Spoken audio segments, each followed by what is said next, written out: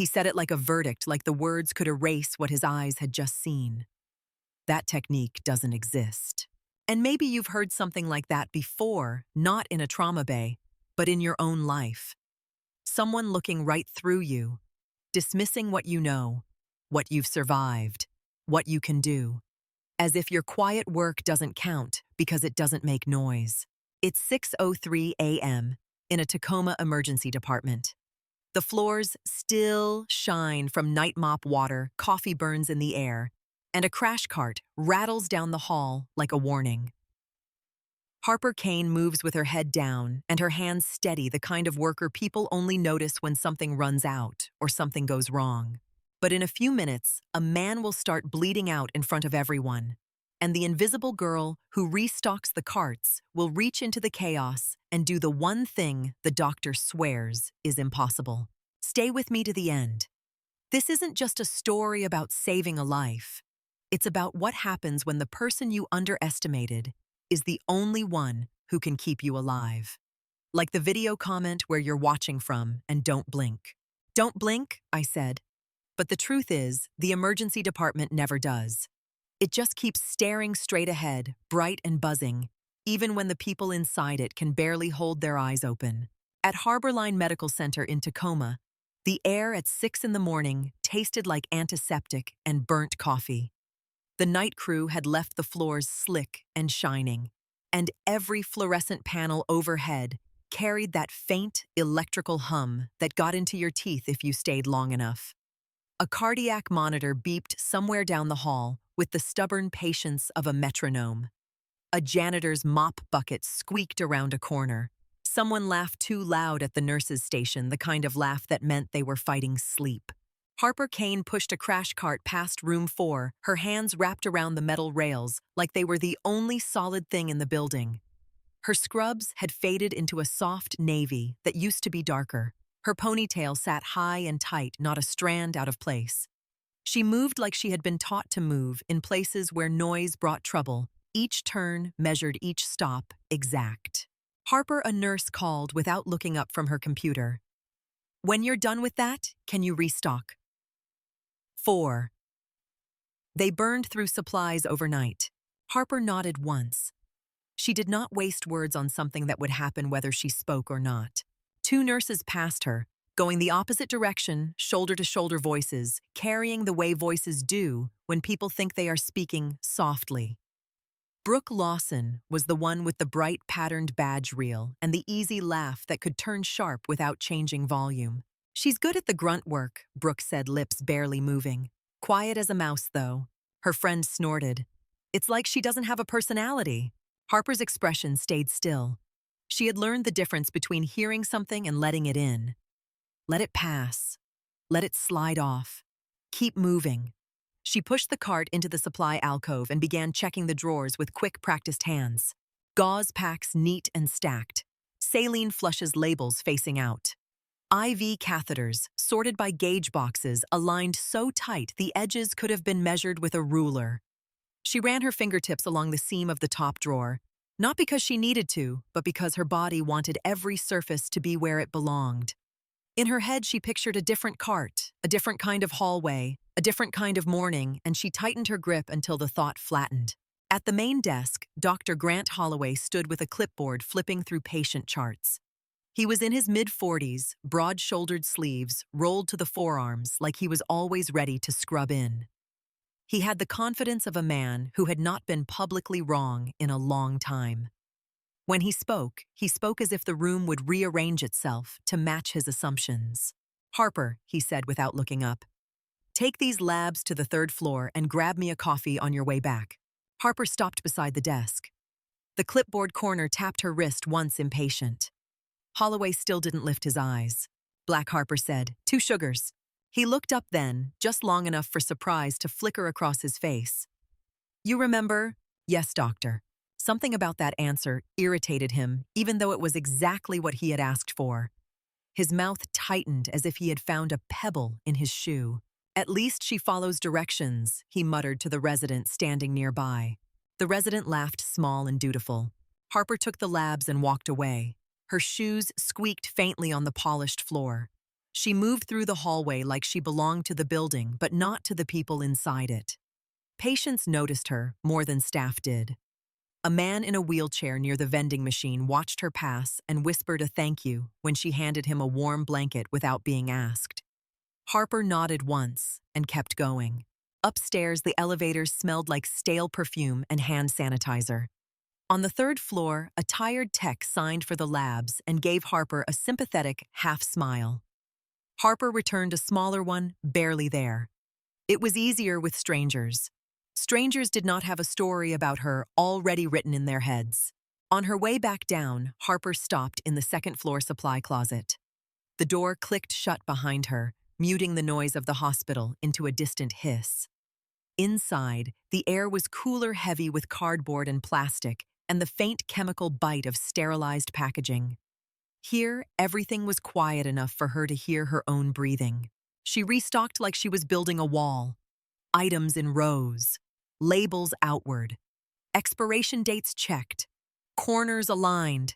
She reached for a roll of bandage and her fingers froze.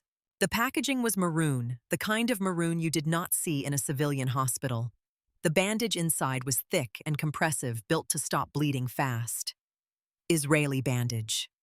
She stared at it longer than she meant to. 3 seconds, maybe 4. Her throat tightened for no reason that belonged in Tacoma.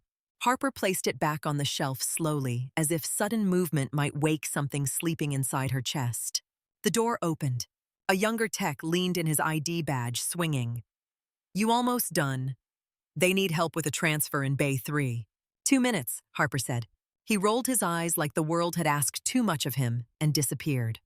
Harper exhaled through her nose and went back to work. 2 minutes meant 2 minutes. She finished the shelf close, the box, wiped her hands on her scrubs, and stepped out. The overhead speaker crackled. Code blue, room 9. The words sliced through the morning haze. Feet started moving. Voices sharpened. A gurney squeaked somewhere as someone ran. Harper was the first through the door. An elderly man lay on the bed. Skin gray lips, blue chest, not rising. The monitor showed a stubborn, flat line with occasional hiccups that meant nothing. Brooke stood near the defibrillator, with her hands on the paddles, eyes wide. The kind of wide that happened right before panic broke loose. Charging, Brooke said, then frowned. Wait, it's not. Why isn't it? Harper's hand moved before her mind finished the thought. She reached past Brooke and flipped the switch tucked behind the power button, the one that always got missed in a rush. The machine beeped to life, a small chirp of obedience. Brooke didn't look at her. Thanks. Dr. Holloway burst in, snapping gloves over his hands. What do we have? 81-year-old male, Brooke said, voice shaking. No pulse. Down about 90 seconds. Clear, Holloway ordered. He shocked the patient. The man's chest jerked. The monitor stuttered, then stayed flat. Again, clear. Another shock. A flicker. Then a thin rhythm crawled onto the screen like a reluctant animal. Holloway exhaled hard. All right. Get him stabilized and up to ICU. He looked around, eyes sweeping the room. They passed over Harper the way they passed over the IV pole. Nice work, everyone. Brooke straightened like she had been personally complimented. The resident nodded, eager. Someone patted someone else on the shoulder. The team swarmed the bed, moving the patient, calling orders, pushing meds. Harper stepped back into the corner, watching with the same steady focus she used on drawers and labels. 30 seconds later, she slipped out. No one noticed. Her break came late, and when it did, it felt like a mistake. Harper sat on a bench in the locker room, the air stale with deodorant and bleach. She opened her bag.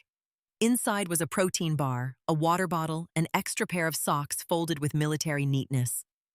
Beneath her spare scrubs, tucked into a side pocket, was something small and heavy. A patch. Maroon background. Silver wings. A caduceus wrapped around a sword. The stitching was clean, the edges worn from years of being pressed against fabric and sweat and dirt. Harper touched it once with her index finger, then slid it deeper into the bag, as if even the fluorescent lights might recognize it. She ate standing up, chewing without tasting, eyes on the door. The hospital did not stop while she rested. It never did. By afternoon, the ED had shifted into its usual rhythm, the kind of chaos that pretended it was routine. Harper restocked Trauma 2. She cleaned equipment in the procedure room. She ran samples to the lab 4 times. She spoke only when spoken to, and even then, only the minimum required to keep the machine running. At the nurse's station, Brooke leaned against the counter, scrolling through her phone between patient updates. "I swear Harper's like a robot," Brooke said to another nurse just loud enough. "She never talks, never smiles. It's kind of creepy." The other nurse laughed. "Maybe she's just boring." Brooke shrugged. "She's been here almost a year, and I don't know a single thing about her." Harper walked past them carrying a bin of supplies. Neither stopped talking. Harper did not turn her head. She took the bin into the trauma bay and began opening drawers. Airway supplies top left. Suction top right. IV kits middle. Chest tube tray bottom. Everything in its place. Her hands moved without thought, the way hands moved when they had done the same job in worse places. For a second, she saw another set of drawers. Not clean plastic, but battered cases caked with dust. Not bright overhead lights, but a headlamp beam cutting through smoke. She closed the drawer harder than she meant to. The click sounded too loud. Her phone buzzed in her pocket. Unknown number. Harper stared at the screen until it dimmed. She did not open it. She slid the phone back into her pocket and went back to work. A minute later, it buzzed again, more insistent. She pulled it out. "Kane, been a while. Heard you're stateside now. Call me. Mason." Harper read it twice. Her thumb hovered. Then she deleted the message with the same calm precision she used to wipe down a bed rail. Her pulse did not change. Her face did not change. Only her shoulders tightened by a fraction. Across the bay, Dr. Holloway reviewed scans on a monitor. He did not look up as Harper passed. "When you're done with Trauma 2, the ambulance bay needs restocking," he said. "They went through a lot last night and checked the oxygen tanks. Make sure they're all full." "Okay," Harper said. He still hadn't looked at her. At the end of her shift, Harper sat in her car in the parking lot with the engine off. The sun was dropping behind the hospital, painting the clouds in streaks of orange and red that reminded her of things she refused to name. She rested her hands on the steering wheel and stared at the ER entrance, watching people come and go under the sliding doors. 10 minutes past 12. She started the car. A pop song played on the radio, cheerful and hollow. Harper turned it down until it was barely more than a whisper. She drove home in silence, the maroon patch tucked in her bag like a secret she had promised herself she would never speak out loud again. Her apartment was small, clean and empty, in the way a hotel room was empty. No photos on the walls, no souvenirs on the shelf. Just functional furniture and the basics, everything chosen for utility rather than comfort. She made dinner and ate standing at the counter. 1 plate, 1 fork. She washed them immediately and dried them with a towel that had been folded into sharp, perfect lines.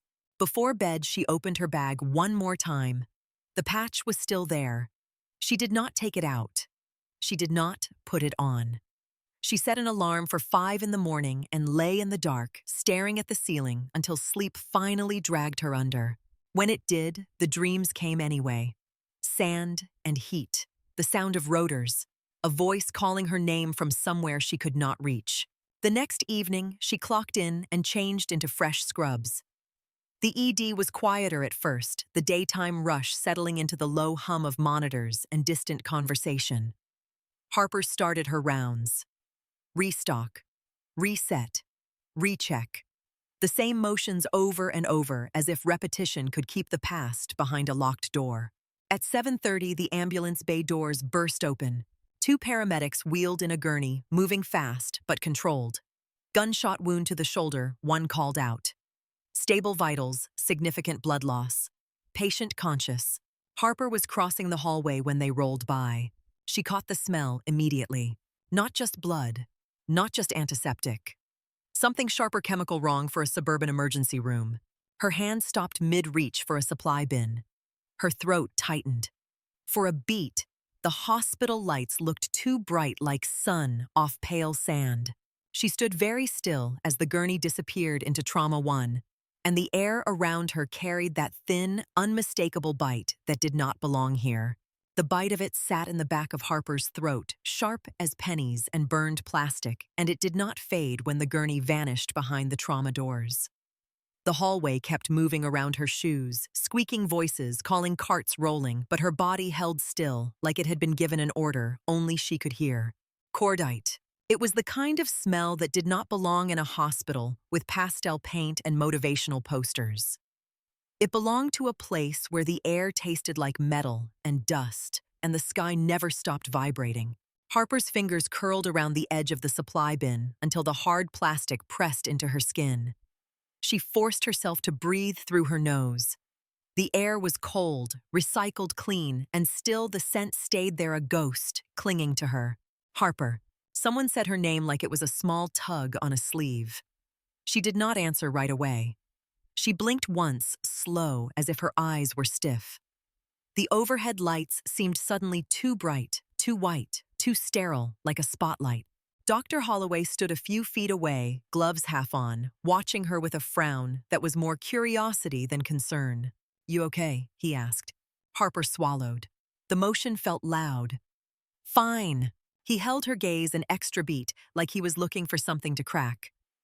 "You were standing there." "I'm fine," she repeated, and kept her voice flat enough to make it boring. Holloway's attention shifted back to the trauma bay, to the work, to the version of reality he trusted.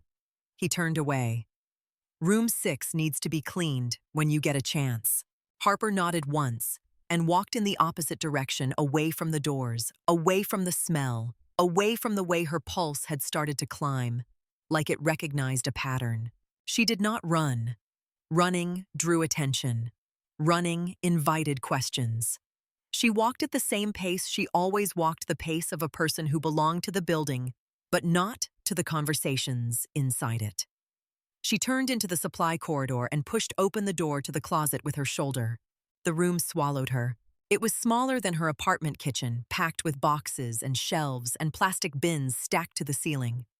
The air was cooler in here, heavy with cardboard and the faint chemical bite of packaging. The fluorescent bulb above flickered once, then steadied, buzzing softly. Harper shut the door and leaned her back against it. Her chest rose and fell in controlled breaths that did not feel like enough. Her heart was thumping too hard, too fast, as if it had mistaken Tacoma for somewhere else. She closed her eyes. For a moment, the darkness behind her eyelids was not darkness. It was a sun-bleached sky white with heat. It was sand ground into every seam of her uniform. It was the taste of smoke that clung to the back of her tongue no matter how much water she drank. A road, a flash, a sound that did not belong to any normal morning. And then the screaming started. Kane. The voice in her head was raw with pain, tight with fear. A man's voice trying to stay steady and failing. She could see his face with impossible clarity. Sweat cutting lines through dust. Eyes wide, shining, locked on hers as if she was the only thing keeping him tied to earth. She could feel the weight of his body on the ground. The awkward angle of his shoulder, the way blood pulsed hot against her fingers. Harper opened her eyes and stared at a box labeled IV Start Kits. It was Tacoma. It was a closet. It was a fluorescent bulb buzzing like a tired insect.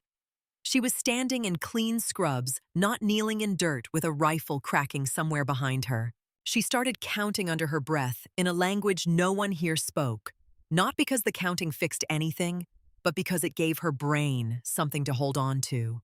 Yao, Dwa, Dre, Sor, Pins. The words came out thin and steady. Her heartbeat slowed by a fraction. She counted again, the same numbers, the same rhythm, the same old rope she used to pull herself back from the edge. Yao, Dwa, Dre, Sor, Pins. She did 3 full cycles before her hands stopped trembling. When she pushed off the door, the motion was careful. She straightened her shoulders. She rolled her neck once, like she was shaking off stiffness, not a memory.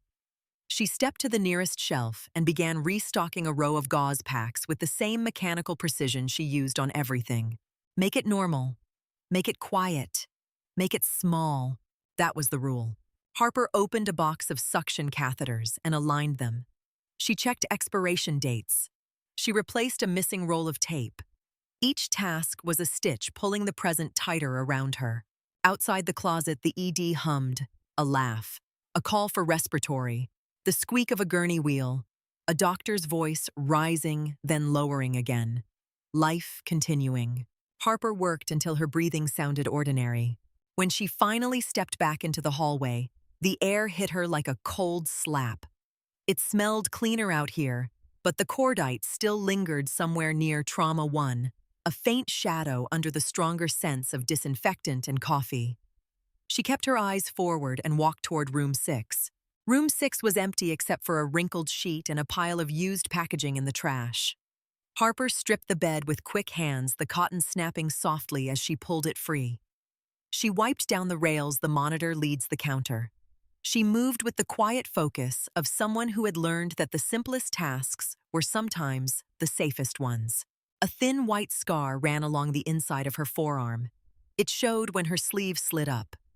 Harper tugged the sleeve down without looking at it, the gesture practiced and automatic. She finished the room and stepped back out. At the nurse's station, Brooke was talking again, her voice pitched just low enough to pretend it was private.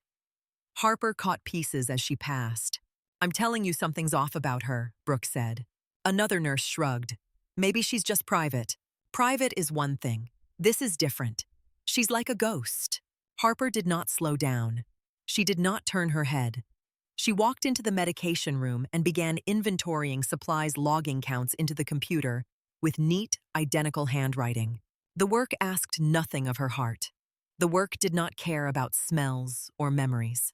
Her phone vibrated in her pocket. Harper ignored it. She kept typing, a second vibration longer this time. She refused to reach for it. The pocket seemed to buzz against her thigh like a wasp trapped in fabric. She forced her eyes to stay on the screen until the vibration stopped. A minute later, the radio crackled near the doorway. Incoming motor vehicle collision.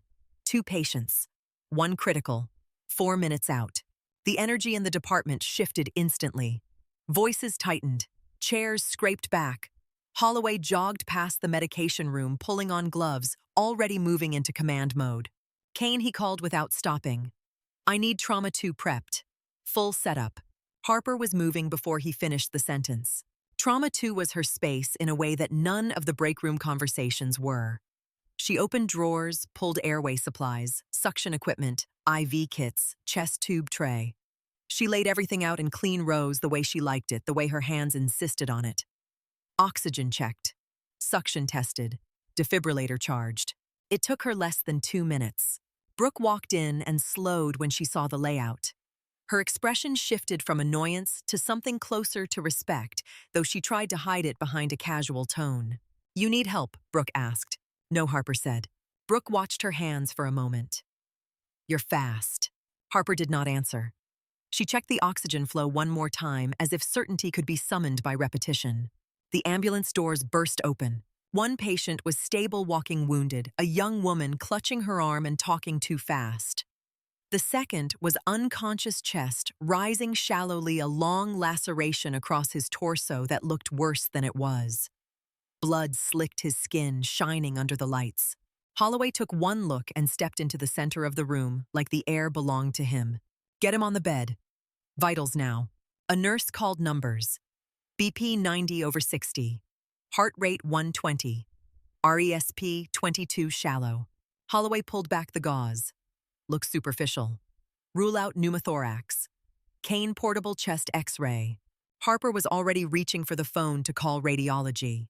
The X-ray tech arrived quickly, rolling in the machine. Harper helped position the patient, lifting an arm, angling a shoulder, adjusting the torso with a smooth confidence that made the tech glance at her twice. "You've done this a few times," he said. Harper kept her eyes on the patient's face. "Enough." The image came back clean. Holloway released a breath. "Okay, irrigate and suture. Brooke, you take this." Brooke stepped in, hands steady, but not instinctive the way they got when the stakes felt personal. Harper stepped back to the edge of the room, watching without interfering. The patient grimaced when Brooke cleaned the wound. Brooke spoke softly, reassuring him, and Harper caught herself listening to the tone more than the words. After 20 minutes, the patient was stable and moved to observation. Brooke peeled off her gloves and exhaled. God, I hate chest wounds, she said. They always look worse than they are. Harper cleaned the bay in silence, resetting everything. Wipe, restock, recheck. Put the world back where it belonged. When she finished, she stood for a moment with her hands on the counter, staring at the blank wall. The smell had faded, replaced by the normal hospital blend. Her breathing was even, her pulse was down. She could pretend the earlier moment in the hallway had not happened. She turned to leave. Holloway appeared in the doorway, blocking her path. He looked tired now, not the polished confidence from earlier, but something frayed at the edges. You froze out there, he said. Harper's face stayed neutral. No, he did not accept that. He stepped closer, lowering his voice. You smelled something. You were gone for a minute. Harper met his eyes. She gave him nothing to hold on to. I'm fine. Holloway watched her like he was trying to decide whether she was a problem or a mystery worth solving. In the end, he stepped aside with a tight nod, as if letting her pass was a choice he made, not something she earned by waiting him out. Harper walked past him and out into the hallway. She went straight to the supply closet again, not because she needed supplies, but because the room was quiet. She shut the door behind her and stood with her back against it, letting the silence press against her ears. This time she did not count. This time she listened to her own breathing and the faint rumble of the building, and she tried to understand why a smell could turn a person into a different version of herself in the span of one breath. She opened her eyes and looked down at her forearm where the sleeve had slid again. The scar was thin, pale, almost nothing, and still it carried weight. Harper tugged the sleeve down and forced her hands to be steady. When she stepped back into the hall, the ED was louder. More voices, more footsteps, more work. Her phone vibrated in her pocket. The vibration pressed against Harper's thigh like an insect trapped under fabric, insistent and alive. She stood in the hallway with her hands full of nothing and her mind full of too much, then reached into her pocket as if she were doing it for someone else. Unknown number. Her thumb hovered over the screen. The overhead lights made the glass shine like water. Around her, the emergency department kept moving, nurses calling room numbers, a resident laughing too loudly at something that was not funny. A gurney wheel squealing for attention. She opened the message. Kane, pick up. No name this time. No soft entry. Just an order dressed up as a sentence. Her chest tightened the way it had in the supply closet, the way it had in places where radios crackled and names meant rank before they meant person. She locked the phone and shoved it back into her pocket. The work was waiting. The work always waited in the same way a rope waits for a hand. Harper turned toward the ambulance bay and forced her feet into motion. She checked oxygen tanks by habit reading gauges with quick glances, rotating full cylinders forward, pushing empties to the back. She made a small stack of nasal cannulas and taped the ends so they would not tangle. She replaced a missing box of saline flushes. She did it all with the calm efficiency that made people assume she was simple. Behind her, a voice rose. Harper. Brooke Lawson was leaning in a doorway, arms crossed, trying to look casual and failing. Her eyes flicked to Harper's pocket, then back to Harper's face. You've been disappearing into that closet a lot, Brooke said. You sick or something? Harper kept her attention on the oxygen gauge. No. Brooke stepped closer, lowering her voice like she was being kind. Grant noticed, too. Harper turned the valve until it stopped. Okay. Brooke's mouth tightened. She did not like answers that ended conversations.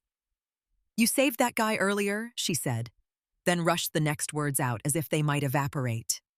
The femoral bleed. That was insane. Harper closed the tank cabinet.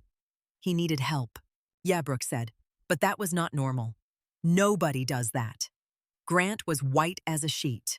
Harper lifted a crate of supplies, set it onto the shelf, and made sure it sat flush against the back wall. Is there something you need? Brooke blinked, caught off guard by the clean boundary. She trailed off. Her pride saved her from finishing. Never mind. She walked away with her badge swinging, and Harper listened to her footsteps fade down the corridor until the sound blended into the usual hum. Harper kept working until her hands stopped trying to tremble. The phone sat in her pocket like a weight. She could feel it with every step, a small rectangle of glass and metal, holding a voice she did not want to hear. An hour later, her pocket buzzed again. She was at the nurse's station, logging restock counts. Her handwriting was small and identical from line to line. A resident leaned over the counter, complaining about cafeteria coffee. Dr. Holloway stood nearby, scrolling through imaging, his jaw set, as if he were still arguing with what he had seen. The buzzing came again. Harper finished the number she was writing, capped the pen, and reached for her phone, with the same controlled movements she used when handling sharps. Unknown number. 2 new messages. Kane, do not make me chase you. Second message followed immediately, as if the sender could not wait a single breath. Jensen is here. Harper stared at the words until the screen dimmed. The name hit like a cold object pressed against her skin. It pulled a memory up by the throat and made it stand in the center of her mind. A man with clean hands and a voice that never raised because it did not need to. A clipboard. A chain of command. A decision made in a room too far from the sand to smell it. Harper's thumb moved. Delete conversation. The phone asked her to confirm. She confirmed. The messages disappeared. Her pulse did not. She slid the phone back into her pocket and returned to the log as if nothing had happened. She wrote the next line. She added the next count. She did not look up. Across the station, Dr. Holloway turned his head slightly. He watched her for a moment longer than he should have. Harper felt it the way you feel heat from a door that has been opened. You okay? He asked, quieter this time. Not the automatic question from earlier. Harper kept her eyes on the clipboard. Yes, doctor. He did not move. You sure? Harper finally looked up. Her expression was flat, polite, empty. I'm sure. Holloway's mouth opened as if he had another question, then closed again. He nodded once, the kind of nod that meant he was filing her away as unfinished business. Fine, he said. We have a new admission coming in. You'll be in trauma too. Harper nodded. She stood. She walked away before anyone could decide to keep her. Trauma 2 was clean when she entered. She made it cleaner. She replaced drawer liners that did not sit right. She checked laryngoscope batteries. She aligned the syringes in the airway kit so the labels faced the same direction. She did it all with careful hands and a face that gave nothing away. A tech passed the door and glanced in. You ever take a day off? He joked. Harper did not smile, no. He laughed as if she had made a joke back. He kept walking. The afternoon ran long. There were chest pains that were anxiety and anxieties that were chest pains. There was a toddler with a fever and a father who looked more scared than the child. There was a woman who needed stitches and kept apologizing for bleeding on the sheet. Harper moved through it all like a quiet current present, useful, unnoticed. Near the end of the shift, she found herself in the supply closet again. Not because she needed supplies, because the door shut out the noise. She stood with her back against it and let her head rest against the cool metal. She did not count this time. She listened. Her own breathing, the faint buzz of the light, the distant rumble of an elevator. She reached into her bag and pulled out the maroon patch just enough to see the silver wings catch the fluorescent glow. She did not attach it to anything. She did not even fully remove it. She held it like you hold a photo you cannot bear to frame. Her phone buzzed again. Harper stared at it, then answered without thinking. Her thumb moved. The call connected. Silence filled her ear for half a second, then a voice came through, low and familiar. A voice that carried dust in it, even over a clean line. Harper, the man said. She did not respond. He exhaled like he had been holding his breath. It's Mason. Harper closed her eyes. She could see him without trying. Broad shoulders, sun-cracked lips, the habit of scanning exits even when there was no threat. She could hear him, the way she had heard him through radio static years ago, clipped and steady. Mason Trent, he continued, as if stating his own name might make it safer. I know you're there. Harper's voice came out quiet. Don't call me at work. I am not calling you to ruin your peace, Mason said. I am calling you because your peace is already gone. Harper's fingers tightened around the phone. You do not know anything about my life. Mason did not argue. He rarely argued when he believed he was right. Jensen is asking questions, he said. He showed up on base yesterday. He is making phone calls. He is not being subtle. Harper's jaw tightened. The name again. The same cold object pressed against her skin. Why? Because you went dark, Mason said. Because you disappeared. Because you changed numbers and stopped answering anyone. You did not just leave. You erased yourself. Harper swallowed. I had reasons. I know, Mason said, and his voice softened by a fraction. But he does not care about your reasons. He cares about paperwork. He cares about liability. He cares about the story that looks clean in a report. Harper stared at the shelves in front of her. Gauze tape syringes. Everything simple. Everything orderly. What do you want from me? I want you to talk to me, Mason said. I want you to hear it from someone who knows you before it hits you sideways. Harper's eyes dropped to the patch in her other hand. The silver thread looked bright, almost cruel. I'm not going back, she said. Mason paused as if measuring his next words. Nobody is asking you to go back to a desert, he said. But if Jensen pulls the thread, he will pull it hard. He will not stop because you wish he would. Harper's voice stayed level. I have a job. Mason gave a short, humorless sound. I heard. Hospital. Tacoma. The way he said it told her he had already looked it up. He had already confirmed. Harper felt the walls of her small life tighten. Harper, Mason said again, more careful now. Tell me you are safe. Harper almost laughed.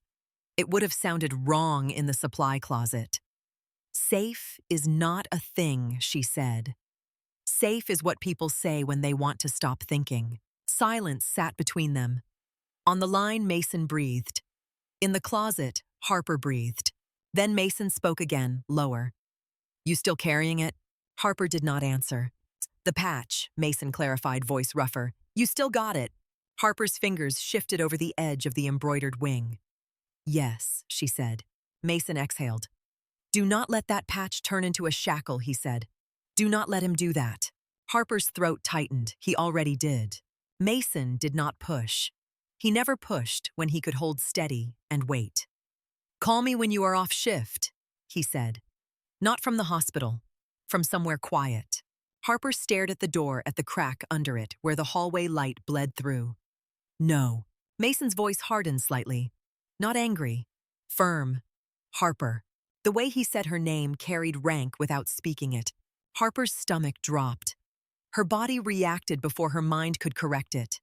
Her shoulders squared, her spine straightened. The patch in her hand felt heavier.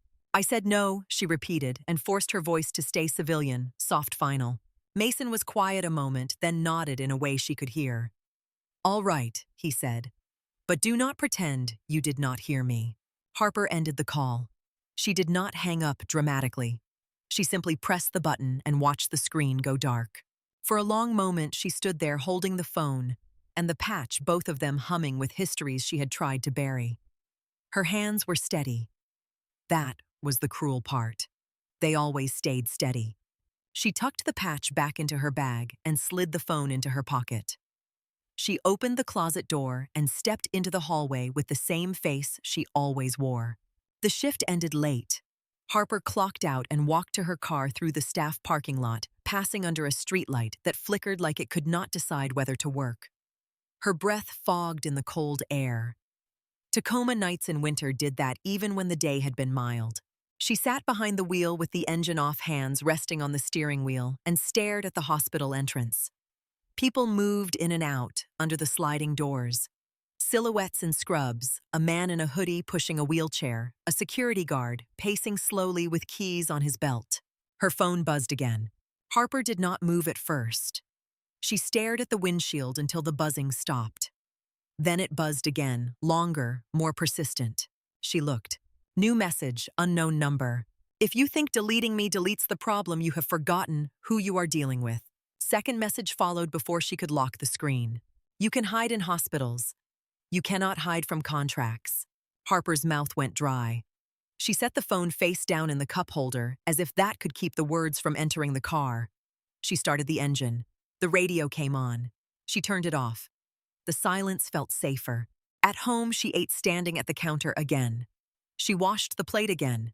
She folded the dish towel again. Every motion was sharp and exact. She sat on the edge of her bed, with her bag open, and stared down at the patch still buried beneath spare scrubs. She did not pull it out. She did not touch it. She kept her hands on her knees and watched her knuckles whiten. Her phone lay on the nightstand. The screen stayed dark. It did not buzz. She lay down in the dark and waited for sleep. When it came thin and fractured. Morning arrived too fast. Harper was back under fluorescent lights, pushing a cart past the same hallway corners, hearing the same monitors beep. She moved through the first hours like a person walking through water, resisting the pull of thoughts that wanted to drag her under. Near mid-morning, Dr. Holloway caught her at the nurse's station. "I reviewed the chart from last night," he said, quieter than usual. Harper did not look up from the restock log.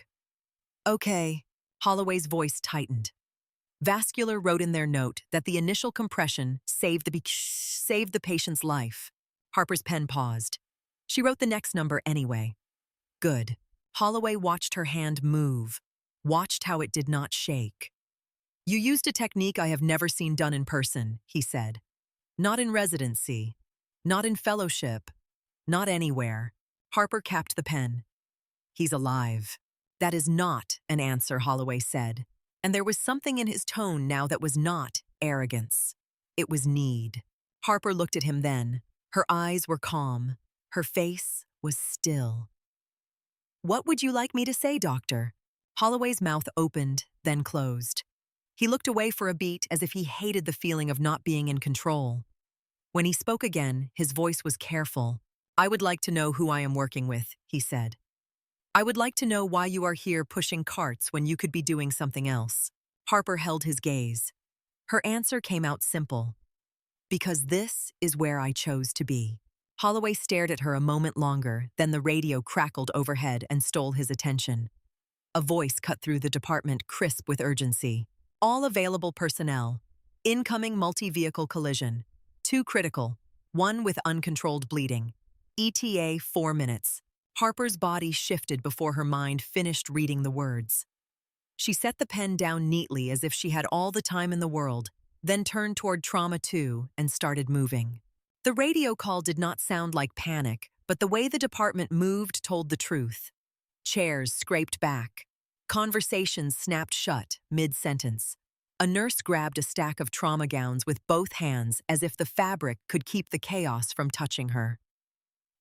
Dr. Holloway was already pulling on gloves, walking fast enough that his badge slapped against his chest. Harper reached Trauma 2 first, not because she ran, but because she wasted nothing. She opened the bay door, scanned the room, and began turning a blank space into a ready one. Her hands moved through drawers she had arranged herself. She laid out IV start kits in clean rows. She checked suction with a quick test that lasted half a breath. She ran a finger along the defibrillator charge indicator and kept going. Brooke Lawson pushed in behind her hair, slightly messy eyes bright with adrenaline. She tried to make her voice sound normal. "You heard the call," Brooke said. Harper did not look up. "Yes." Brooke watched for a beat, taking in the layout. The airway kit was open. The tape was already torn into strips. The gauze stack was staged. It was the kind of preparation that made you believe in competence, even if you did not believe in the person doing it. "You're always ready," Brooke said, softer than usual. Harper set 2 pressure bags on the counter. "That's the point." A paramedic voice echoed from the hallway, loud enough to pull the bay toward it. "Coming in hot. Femoral bleed." The words hit the room like a slap. Brooke's shoulders rose. Harper's gaze sharpened. The ambulance bay doors flew open, and the sound carried through the department gurney wheels, rattling shoes striking tile breath coming fast. 2 paramedics burst through faces, tight hands red, despite gloves. They were pushing a man in his early 30s. His skin was pale in a way that did not belong to living people. His lips had a faint blue edge. His eyes were half open, but unfocused, blinking slowly like his body was trying to remember how to stay awake. One paramedic had both hands pressed hard into the patient's upper thigh, just below the groin. Blood seeped through his fingers anyway. dark, and pulsing too steady to be capillary, too forceful to be anything but arterial. The second paramedic spoke in clipped bursts as they moved. High-speed collision on I-5. Found him pinned, bleeding from the right thigh. We tried 2 tourniquets too high. Can't get adequate pressure. Been bleeding at least 8 minutes, maybe more. 8 minutes was a lifetime and a death sentence in the same breath. Brooke's face went pale. A nurse reached for the blood tubing with hands that were already shaking. Dr. Holloway appeared at the head of the gurney, like he had been waiting for the moment to prove himself.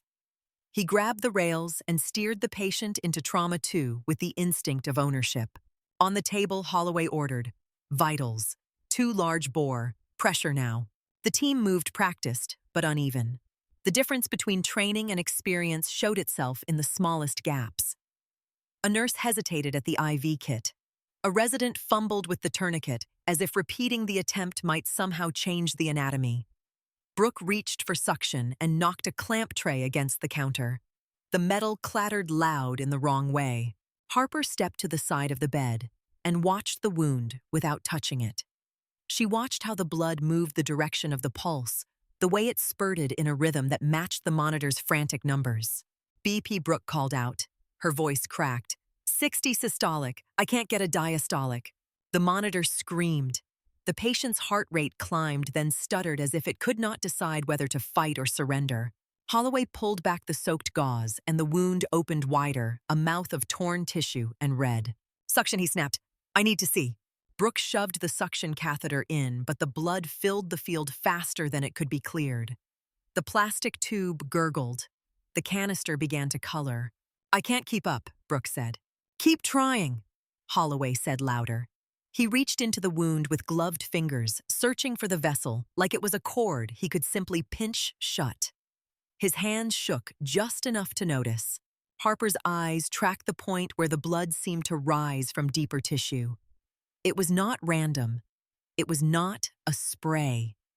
It had a line. It had an origin that was higher than where Holloway's hand was digging. He was chasing it. Harper stepped closer. Doctor, she said, calm, clear. You need to go proximal.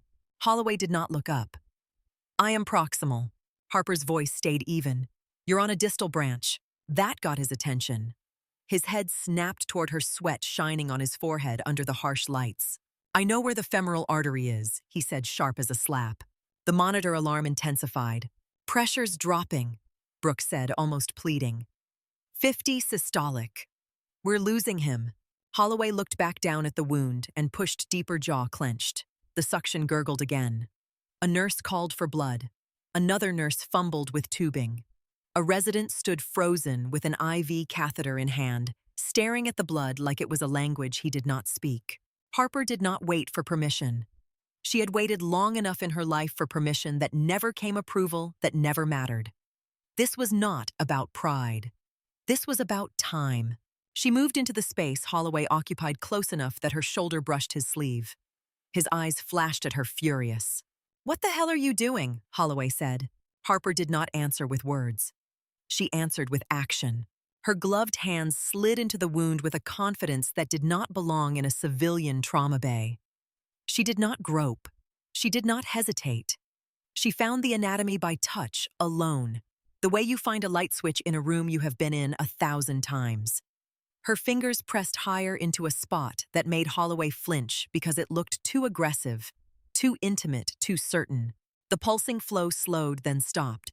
It did not stop like a miracle. It stopped like a valve closing. Silence fell for a fraction of a second. The only sound was the monitor still screaming, but now less frantic, and the suction suddenly sucking air more than blood. Brooke made a sound that might have been a gasp. Oh my God. Holloway froze, staring at Harper's hands as if he could not reconcile what he was seeing with everything he believed about who she was. What are you doing? He demanded again, but the anger had cracked. Something else was showing through.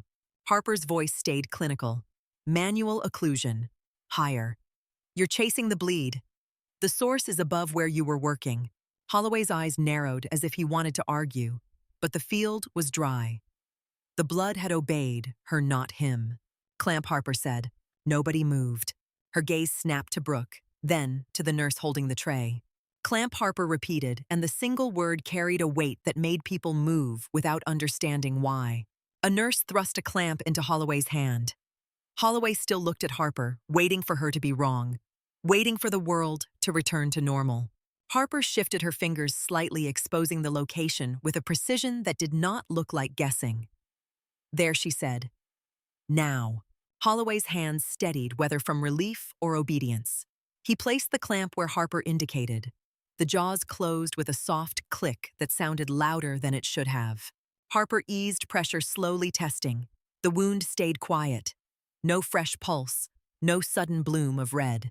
The monitor alarm softened, numbers climbed. 70 systolic, Brooke said, voice shaking. 80, 90. The room exhaled all at once. It sounded like grief leaving. Holloway stared at the clamp, then at Harper, then back at the clamp as if it might disappear. "Where did you learn that?" he asked. Harper pulled her hands free and stripped off gloves that were not hers. Blood shone wet on the plastic. She tossed them into the biohazard bin with the same neat motion she used when throwing away a wrapper. "Anatomy," she said. Holloway's face tightened. "That's not anatomy." Harper stepped to the sink. The water ran hot. She scrubbed her hands as if she could wash a memory away with friction. Holloway followed, not giving her space. "That technique isn't taught in civilian training," he said. "It's field trauma." Harper rinsed, then reached for soap again. She cleaned under her nails. She cleaned between her fingers. She did not rush, even as alarms and voices continued behind her. Brooke stood near the bed, watching Harper like she had never seen her before. There was fear in Brooke's eyes, but not of Harper hurting someone. Fear of having misjudged her so completely. "How did you know where to press?" Brooke asked. "How did you stay that calm?" Harper shut off the water and dried her hands on a paper towel. "The angle of the blood flow," she said. "It told me where it was coming from." Holloway shook his head, frustrated. "That's not basic physics. That's experience." Harper turned toward the bed. The patient's color had improved by a fraction. Someone had gotten a line in. Blood was running. The team was moving again now, with purpose instead of panic. "He's stable enough for OR," Harper said. "You should call vascular for definitive repair." Holloway's eyes stayed on her face. "Who are you?" Harper met his gaze. For a moment, something hard and old flickered behind her calm expression, a look that did not belong to an ER supply tech. Then it was gone. "I'm Harper Kane," she said. "I work here." "That's not what I'm asking." Harper did not flinch. "I need to restock the crash cart." The way she said it was not rude. It was final. A door closing. Holloway stepped into her path, blocking the exit the way he had in the hallway before. His voice dropped. It was sharper, but it carried something like respect now, and that respect made him sound almost angry at himself. "You just saved a man's life," he said. "And you did it with something I've only read about."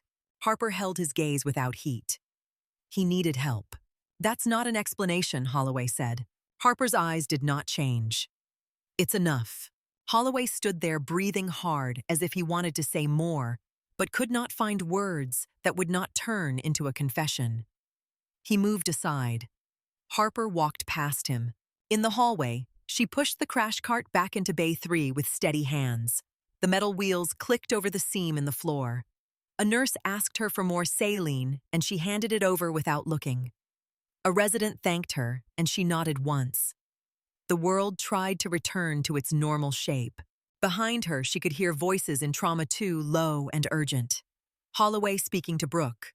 Brooke speaking too fast. Someone calling for transport. She did not stop to listen. She went into the supply closet and shut the door.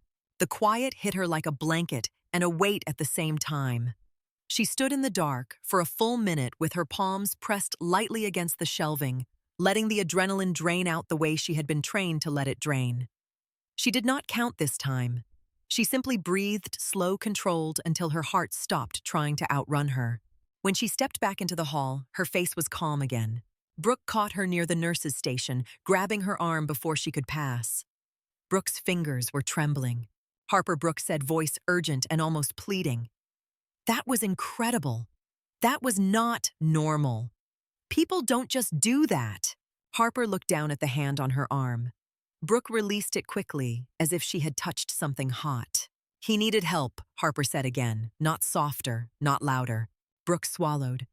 Where did you learn it? Harper's eyes lifted to Brooke's, and for a moment, there was a faint warning there like a sign posted on a fence.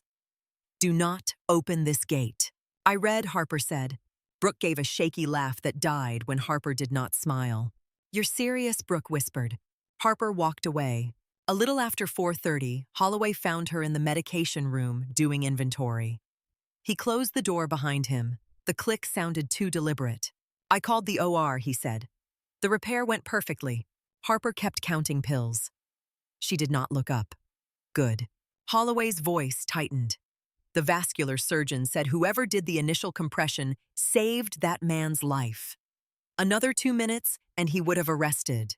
Harper logged the count into the computer. He also said the technique isn't taught in civilian medicine. Holloway continued. So I'm asking you again, where did you learn it? Harper closed the cabinet and locked it.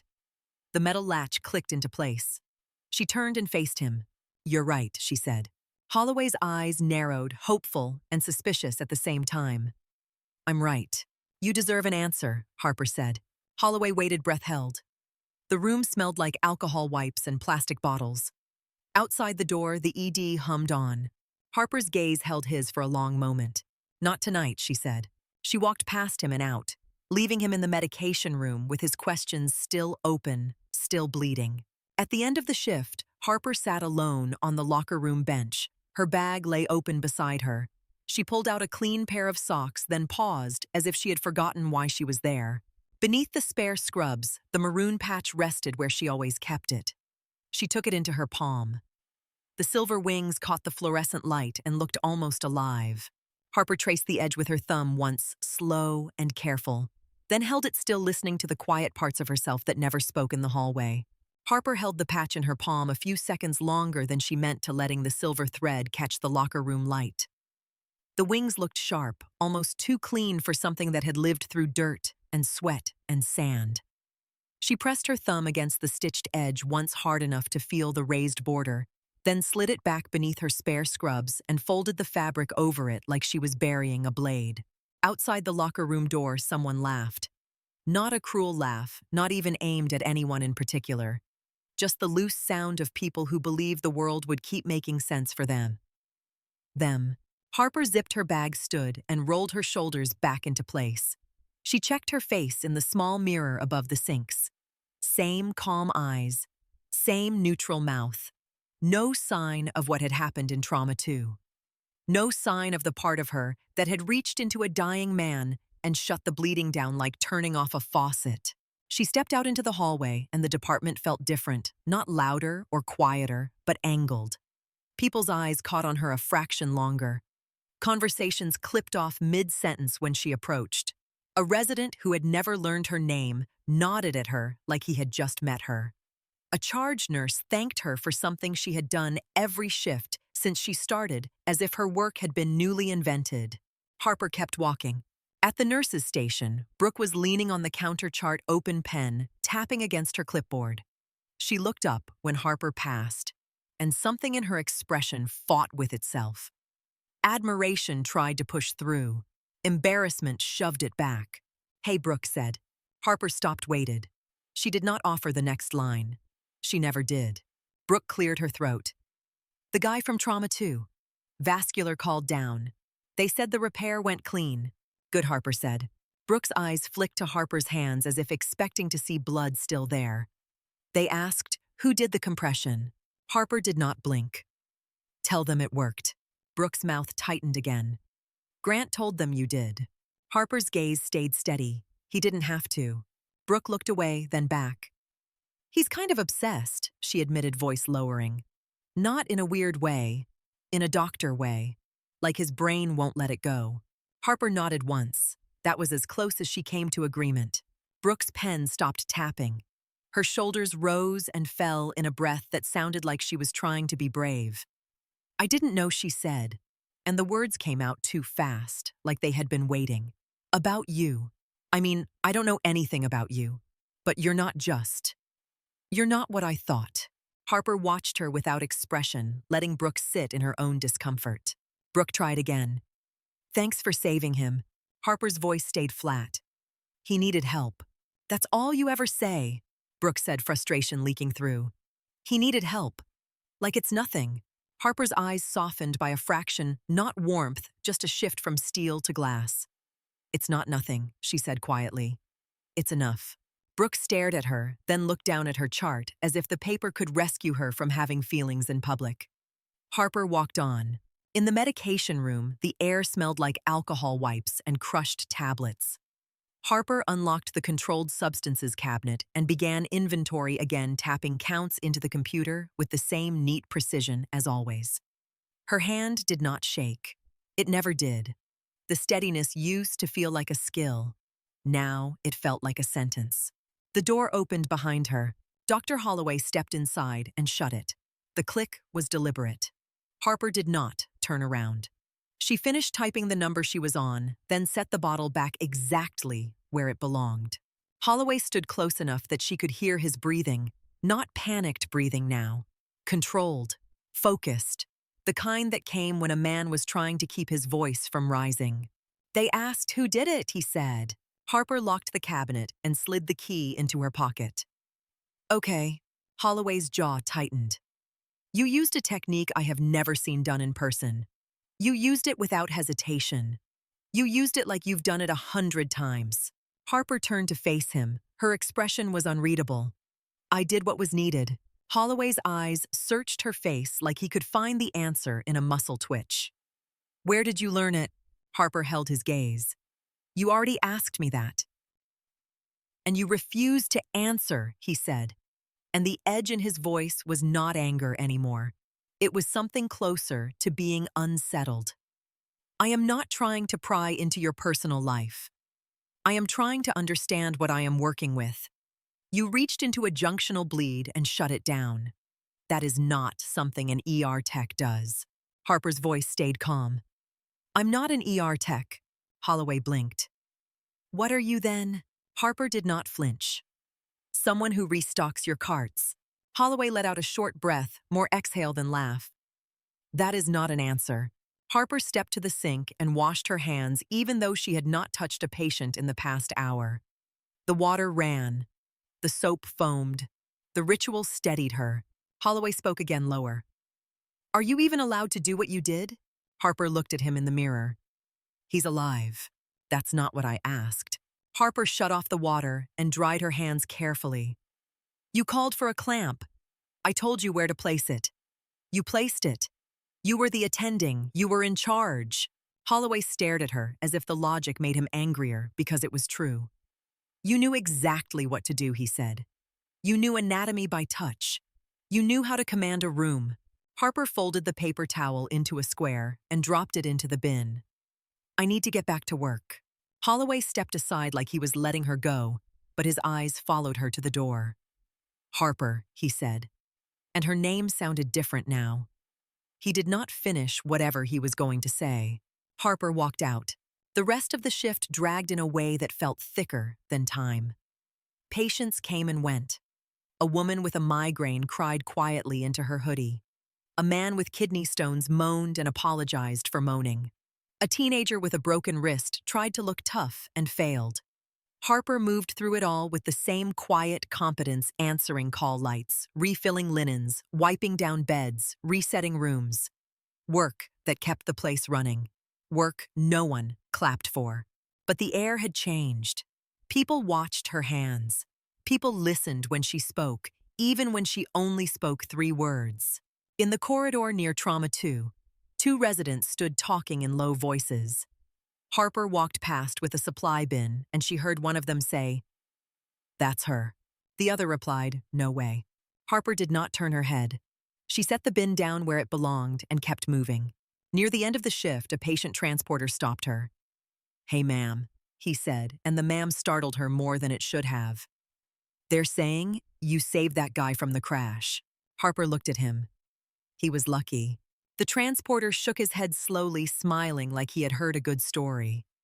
"They're saying the doctor froze, and you didn't." Harper's mouth stayed neutral. "That's not what happened." The transporter lifted his hands as if surrendering. "All right. Just saying. People talk.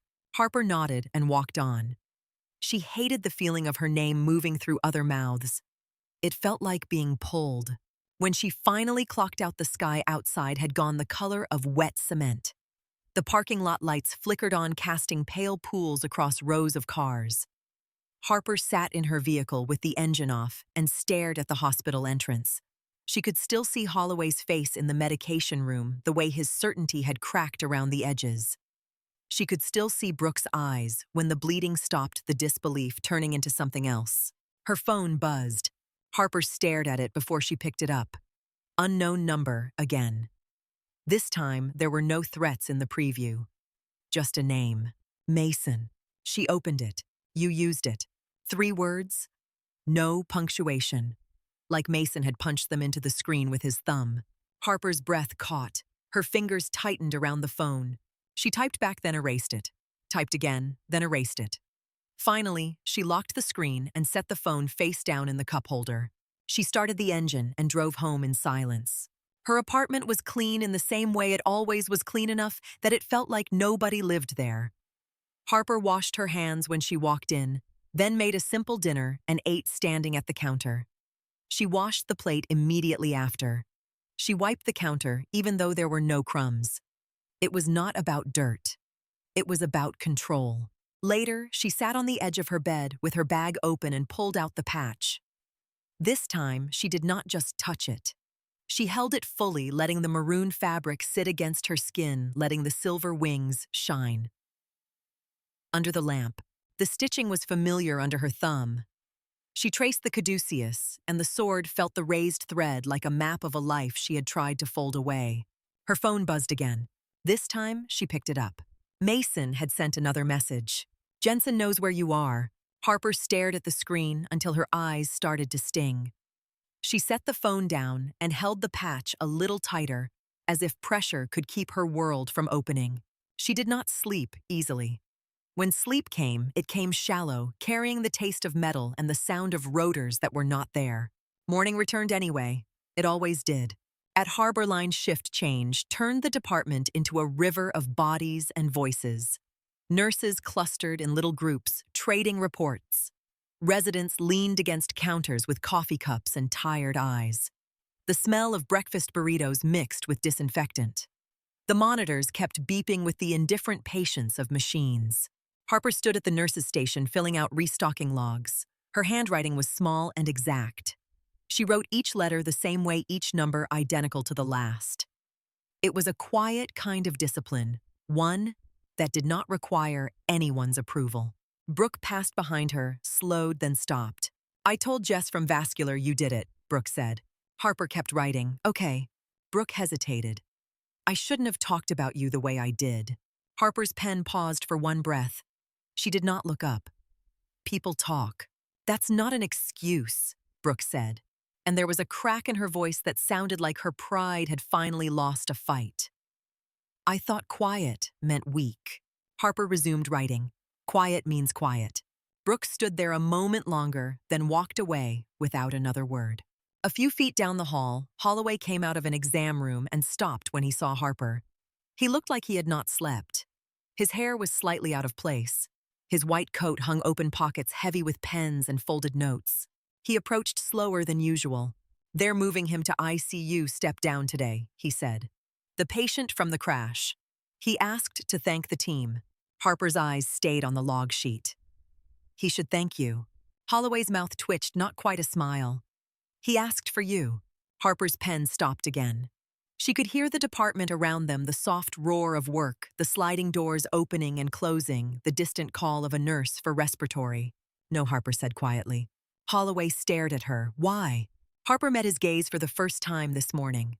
Her eyes were calm, but there was something guarded behind them, like a door chained from the inside. I'm not here for that, she said. Holloway's voice softened, not kinder, just less sharp. Then what are you here for? Harper looked down at the paper again. To do the work. Holloway studied her face as if he were trying to decide whether to challenge her or respect the boundary. In the end, he nodded once, small. All right. He turned away, but he did not move far. He lingered near the residents, glancing back once, as if the question had stuck in his throat. Harper finished the log, tore off the sheet, and placed it in the binder. Her hands stayed steady. Her posture stayed neutral. She was good at being a surface. The front doors at the end of the hall slid open with a soft, mechanical sigh. A man stepped inside and paused just past the threshold. He wore jeans and a plain dark jacket. His hair was cut short, military short, even in civilian clothes, graying at the temples. A veteran's cap sat low on his brow, the kind you could spot from across a parking lot. He stood still for a moment, scanning the room the way people scanned a horizon, not a hallway. Then his eyes found the nurse's station. Found Harper. The man went completely still, as if his body had recognized something before his mind caught up. He adjusted his cap with 2 fingers, took one slow breath, and began walking toward her with the steady certainty of someone following a path he had already walked in his head. The man moved through the emergency department like he already knew where the dangers were, like his eyes had been trained to count exits and angles without asking permission. He did not drift. He did not hesitate. He walked straight, shoulders squared, hands relaxed at his sides, the brim of his veteran cap casting a shadow over eyes that had learned how to look at chaos without blinking. Harper kept writing. That was the first mistake everyone around her made. They thought her stillness meant she had not noticed. They thought she did not feel the way the air changed when something from the outside world stepped into the room with intent. The man stopped at the edge of the nurse's station, close enough that Harper could smell cold air on his jacket, the faint bite of cigarette smoke that lived in fabric long after the last drag. He stood there for a beat, studying her face, like he was comparing it to a memory that refused to fade. "Ma'am," he said. Harper did not look up right away. She finished the last curve of a letter, capped her pen, and set it down precisely on the clipboard. Then she lifted her eyes. Her expression was calm, polite, blank. "Yes," the man swallowed. His throat worked like he had not expected to get this far. "Kane," he said. And the name did not sound like a hospital name in his mouth. It sounded like a call sign. Harper held his gaze. "Do I know you?" His eyes flicked over her features again, faster now, as if the answer was written in her bones.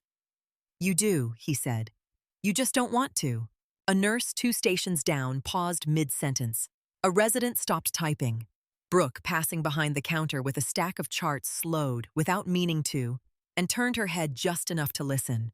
Harper's voice stayed steady. "Sir, if you're here for an appointment, check in at the front desk." The man's mouth twitched, not a smile, more like pain trying to disguise itself. "I already checked in," he said. "I saw your name on the staff directory in the lobby." Harper's eyes did not change. "Then you have the wrong person." His jaw tightened. "No," he said. "No, I don't." Harper did not argue. She did not offer her name again. She simply waited the way she waited out pain in a supply closet. The way she waited out questions she did not want to answer. The man leaned slightly closer, lowering his voice as if secrecy could protect her. "Kandahar," he said. "Summer of 2017. Harper's fingers went still on the edge of the clipboard. Just for a fraction of a second. Dr. Holloway, standing a few feet away, near a computer terminal, looked up sharply. His gaze locked onto Harper, then onto the man, then back again. Something tightened in his posture. Harper's face remained smooth. "You're mistaken." The man shook his head slowly, like he could not believe she was making him do this. "You were attached to our unit," he said. "Medical support. 3 months. You ran our aid station like it was a machine." Harper did not blink. "I have never served in the military." The lie came out clean. Practiced. It was a sentence she had rehearsed in the mirror of her empty apartment. It was a sentence that had protected her for years. The man stared at her as if she had slapped him. Brooke's lips parted slightly. Her eyes darted to Holloway, then back to Harper. She looked confused, but not sure which reality to trust. The man's voice dropped rougher now. "I watched you put a chest tube in a moving vehicle," he said. "While we were taking fire. Your hands didn't shake once." Harper's throat tightened. She swallowed, forcing her voice to stay ordinary. "Sir, I think you need to speak with security." The man did not move. He lifted his chin, and Harper saw the line of old tension in his jaw, the kind that lived in people who had learned to keep pain quiet. "You saved my life," he said. "Field hospital outside Kabul. Convoy hit. IED. I lost half my leg." The emergency department did not fully go silent, but it narrowed. Conversations quieted. The ambient noise felt suddenly farther away, like the room had turned its head toward one sound. Holloway took a step closer without realizing. His expression was unreadable, caught between professional caution and something like awe. Harper kept her face neutral. "You're confused." The man's eyes hardened for a moment, then softened again like he was trying to remember kindness.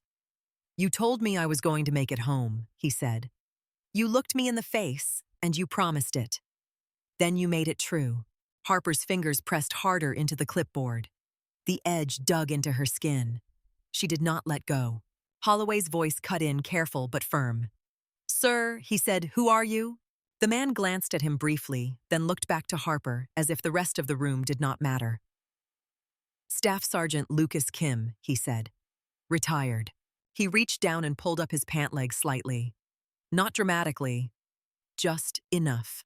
The prosthetic was sleek and modern, the kind of technology that tried to erase what had been taken. It did not erase the truth. The stump above it was scarred. The skin looked tough, used to pressure. Brooke made a small sound behind her teeth. It might have been pity. It might have been shock. Lucas lowered his pant leg and looked at Harper again. "You were there," he said. "You had a patch." Harper's breathing remained controlled. In and out. Slow. Her eyes stayed on his face. Lucas continued, voice gentler now, almost conversational. "Maroon background," he said. "Silver wings. Caduceus wrapped around a sword. You wore it on your plate carrier, right side, just below your name tape." Harper's shoulders did not move, but something behind her eyes shifted like a door chain tightening. Lucas watched her carefully. "And you hummed," he added, "when you worked. Old songs, Johnny Cash mostly. You didn't even know you were doing it." Brooke's mouth opened, then closed again. She looked at Harper like she was seeing a stranger in familiar scrubs. Holloway stepped closer, his voice lower now. "Harper," he said, "is this true?" Harper did not answer. She stared at Lucas, and for a moment, her calm looked less like confidence and more like restraint. Lucas's expression softened. "I didn't come here to drag you out," he said. "I came because I saw your name, and I needed to know if it was really you. If the person who kept me alive was standing in front of me acting like she doesn't exist." Harper's voice came out quiet. "It isn't." Lucas shook his head. "It is." Harper turned slightly as if to walk away, as if the movement itself might end the conversation. Lucas's voice sharpened, not loud, just precise. "Sergeant Kane." Harper stopped. She did not mean to. It was not a decision. It was muscle memory. Her body reacted before her mind could lie again. Her spine straightened. Her shoulders squared. Her head turned a fraction the way it turned when someone with authority spoke, and the cost of ignoring them was blood.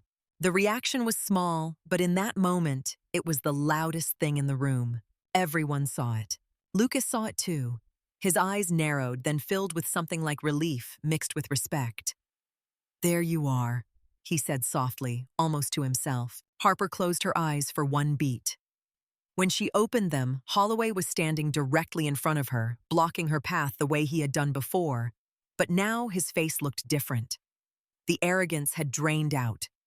What remained was raw, honest confusion. "Harper," he said, and his voice carried weight. "Is what he's saying true?" The entire department seemed to be watching. Nurses at the station, residents near the computers, a tech pushing a linen cart who stopped mid-step. Even a patient in a wheelchair near the hall turned his head. Harper's hands rested flat on the counter. Her fingers spread slightly as if she needed contact with something solid. She looked at Holloway, then at Brooke, then at the cluster of faces that had never bothered to learn her story because they assumed it was not worth knowing. Then she looked back at Lucas. Lucas gave her a small nod. Not a demand, something understanding. Harper exhaled slowly through her nose. The breath sounded controlled, but it carried something heavy. "Yes," she said. One word, quiet. Final. Brooke inhaled sharply, a real gasp she could not swallow in time. Holloway's expression changed in quick layers. Shock, disbelief, recalibration, as if he were reorganizing his entire reality in real time. Harper's voice stayed clinical, not because she felt nothing, but because it was the only way she knew to speak when the air got thin. "My name is Harper Kane," she said. "I served as a special operations combat medic with the United States Army. 8 years. Honorably discharged 4 years ago." Nobody moved. Holloway's mouth opened, then closed. He looked like he wanted to argue with the facts, but facts did not care about what he wanted. Brooke's eyes were glossy. She kept staring at Harper, as if Harper might vanish if she blinked. Harper continued measured. "I did not lie on my employment application. All my credentials are legitimate. My civilian certification is valid. I did not include my full service record because it was not required." Holloway shook his head slowly. "You've been restocking supplies for almost a year. Yes. You saved that man last night using a technique I've only seen in military trauma journals. Yes." His voice rose slightly, not in anger, but in disbelief. "Why didn't you say anything?" Harper met his eyes directly. "Because I didn't want this." She gestured subtly at the room, at the staring faces, at the sudden attention that felt like exposure. Lucas stepped forward, voice careful. "Ma'am, I didn't mean to out you," he said. "I just needed to know. I needed to thank you properly." Harper's expression softened by a fraction. Not a smile, just a loosening at the edges. "You don't need to thank me," she said. "I was doing my job." Lucas shook his head, and the motion looked like grief. "You sat with me for hours," he said. "Medevac was delayed. Landing zone was hot. Command wanted you to prioritize other casualties. You didn't." Harper's gaze dropped for a moment, then lifted again. "I prioritized the one who needed it most." Lucas's eyes shone. "You prioritized all of us," he said. He extended his hand. "Lucas Kim," he repeated, as if giving her his name again might anchor the moment. "And I owe you my life." Harper looked at his hand for a beat too long, as if she did not remember what it felt like to accept gratitude. Then she shook it. Her grip was firm, precise. "You don't owe me anything," she said. Lucas's voice stayed steady. "Respectfully, ma'am." "I disagree." A small movement touched the corner of Harper's mouth. It was gone almost immediately, but Brooke saw it, and it seemed to break something inside her. Brooke stepped forward, voice shaking. "Harper," she said, "why didn't you tell us? We could have used someone with your experience. We've been treating you like—" She stopped herself, but the word hung in the air anyway. "Like nobody." Harper's voice was gentle, almost quiet enough to miss. "You didn't know." Brooke's eyes filled. "We should have treated you better anyway." Holloway ran a hand through his hair, a gesture that looked like pain. 8 years, he said, as if the number refused to fit in his mouth. "Special operations." Harper nodded once. "How many deployments?" 4. Holloway stared at her. "And you've been here," he said, "running labs and restocking carts." "I didn't need anything else," Harper said. Holloway's voice tightened. "You're probably more qualified than half my staff." Harper's eyes stayed on him. "Qualifications are different in combat medicine." Holloway's jaw clenched. "Not that different," he said, and it sounded like a confession of ignorance. "Last night you did something most civilian doctors never learn to do." Harper did not argue. She did not take the compliment. She let it sit heavy and unresolved. Lucas shifted his weight slightly, and Harper saw the careful balance of someone who lived in a body that had been rebuilt. He looked at her with the kind of gratitude that made people uncomfortable because it was too pure to dismiss. Brooke's voice broke. "I said terrible things about you," she admitted. "I called you creepy. I said you were boring. I made fun of you." Harper's gaze moved to Brooke. It did not harden. It did not soften much either. It simply met her. "You didn't know me," Harper said. Brooke wiped at her eyes with the back of her hand. "That's not an excuse." Harper was quiet for a moment, then nodded once. "No," she said. "It isn't." Holloway looked around the department, seeing it differently now, seeing his own behavior reflected in the faces of people who had followed his lead. "You let us." he said, almost accusing, then stopped, realizing how unfair it sounded. You let us think you were— Harper finished the sentence without emotion. Small. Holloway's shoulders dropped slightly. Why? Harper's answer came out simple. Because I wanted to be. Lucas's eyes narrowed, not in suspicion, but in understanding that hurt. You wanted to disappear, he said softly. Harper did not deny it. For a moment, the department stood in a kind of stunned stillness. The emergency room still functioned. Patients still waited. Monitors still beeped. But the people in that corridor had been forced to see something they had ignored. Holloway took a small step closer to Harper, his voice lower. We need to talk, he said. Officially. About your role here. About what you can do. Harper's gaze held his. I'm scheduled to restock Bay 3, she said, and the old habit tried to assert itself, tried to retreat back into tasks. Holloway opened his mouth to push again. The radio on the wall crackled. A dispatcher's voice cut through the air, crisp with urgency, and every head turned toward the sound.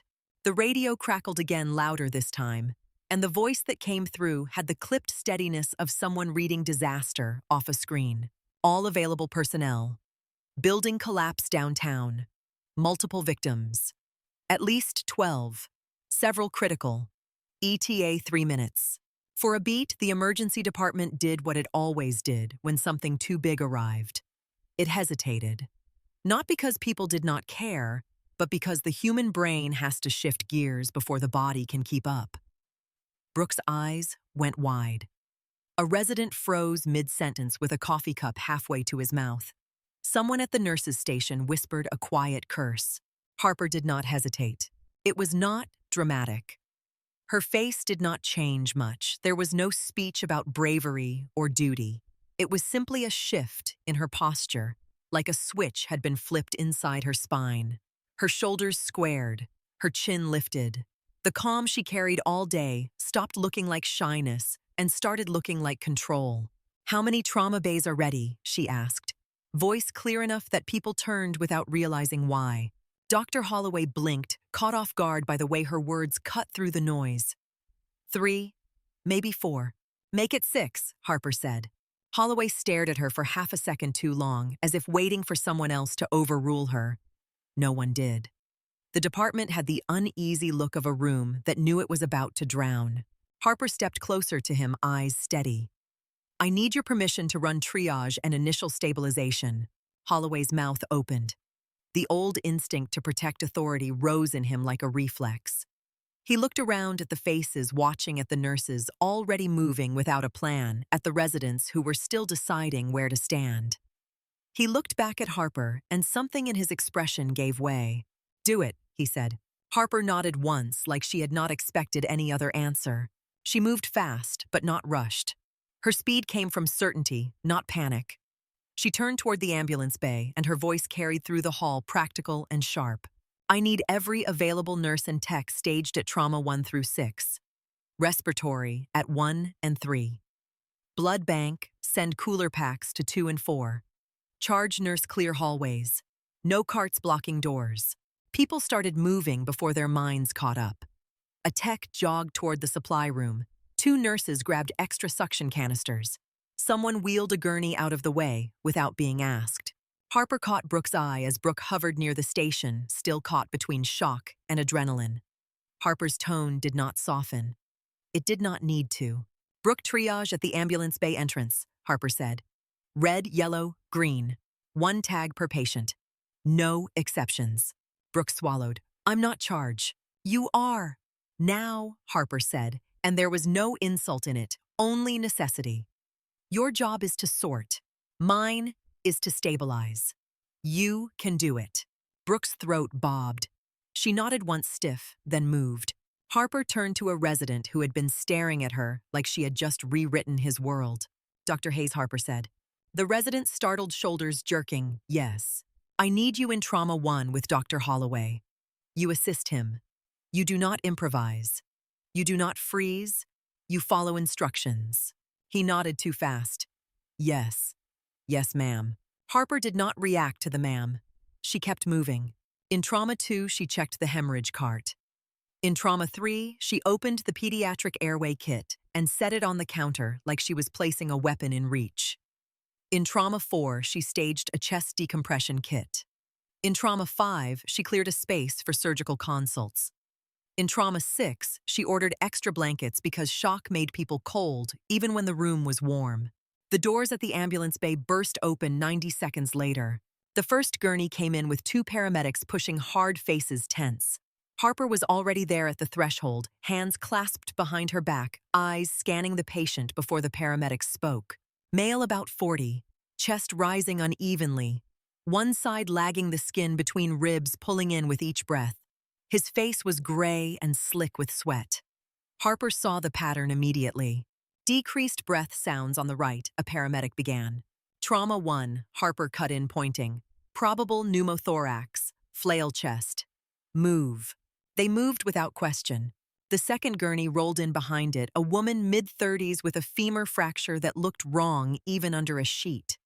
Blood soaked the gauze at her thigh, and her eyes were wide with shock. Blood loss, the medic said. Trauma 2, Harper said. Pressure on the leg. 2 units hung now, ortho notified. A nurse grabbed the gurney and ran with it. The third arrival was smaller, a child maybe 8 held on a backboard, face too still. His eyelids fluttered as if he were trying to stay awake and failing. Harper's gaze sharpened. GCS dropping the medic said, voice tight. Trauma 3, Harper said. PED's airway kit ready. Neurosurgery called now. Move. A resident started to ask a question. Harper turned her head slightly, eyes flat. Now, she said. The resident moved. Brooks stood at the triage point, holding color tags with hands that trembled. Harper did not stop to comfort her. Harper kept her moving. It was the only mercy available. Red tag him, Harper told Brooke as a fourth gurney came in, a man with abdominal pain and a blank stare, blood at the corner of his mouth. Yellow tag her, she added, haunting to a woman clutching her arm, walking and crying. Green tag them, she said, pointing to 2 people with minor cuts and terror in their eyes. Brooke's voice came out hoarse. Red, yellow, green, she repeated to herself, and her hands steadied by force of repetition. The flow did not stop. 4th ambulance. 5th. 6th. The corridor filled with bodies and noise and the sharp smell of fear. Harper moved like a needle through fabric. She went to Trauma 1 first. Inside, Dr. Holloway was at the head of the bed, trying to assess chest movement while a nurse placed leads. The patient's breathing was shallow and fast. The monitor numbers were climbing. Breath sounds right, Holloway said, listening. Absent, Harper corrected without raising her voice. She reached for a marker and drew a small dot on the patient's chest. Holloway turned, surprised by her proximity.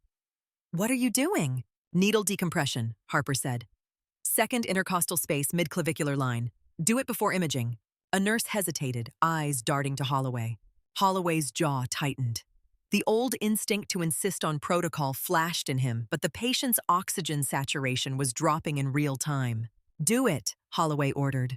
Harper nodded once and moved out, already heading to the next bay. Trauma 2 was chaos. The femur fracture patient was pale, lips trembling. A nurse was trying to hang blood with shaking hands. Another nurse pressed gauze against the wound, but the blood kept seeping. Harper stepped in, replaced the nurse's hands with her own in one smooth movement. The pressure she applied was precise, not just hard. She watched the skin color, watched the pulse, watched the patient's eyes. Talk to me, Harper said to the patient, voice low. Stay with me. Tell me your name. The woman swallowed. Megan. Good, Harper said. Megan, you're going to keep talking. You're going to keep breathing. You're going to keep your eyes on me. Megan's eyes locked on Harper's like a lifeline. Harper turned her head slightly to the nurse. Blood is running. Warm fluids. Keep pressure. Ortho is on the way. The nurse nodded, grateful for a plan. In Trauma 3, the child's head was turned slightly and his breathing was irregular. A nurse held his head steady, eyes wet with fear. A resident stood near the airway kit, hands hovering like he was afraid to touch it. Harper stepped to the bed and took over without ceremony. Jaw thrust, she said to the nurse, holding C-spine. The nurse obeyed.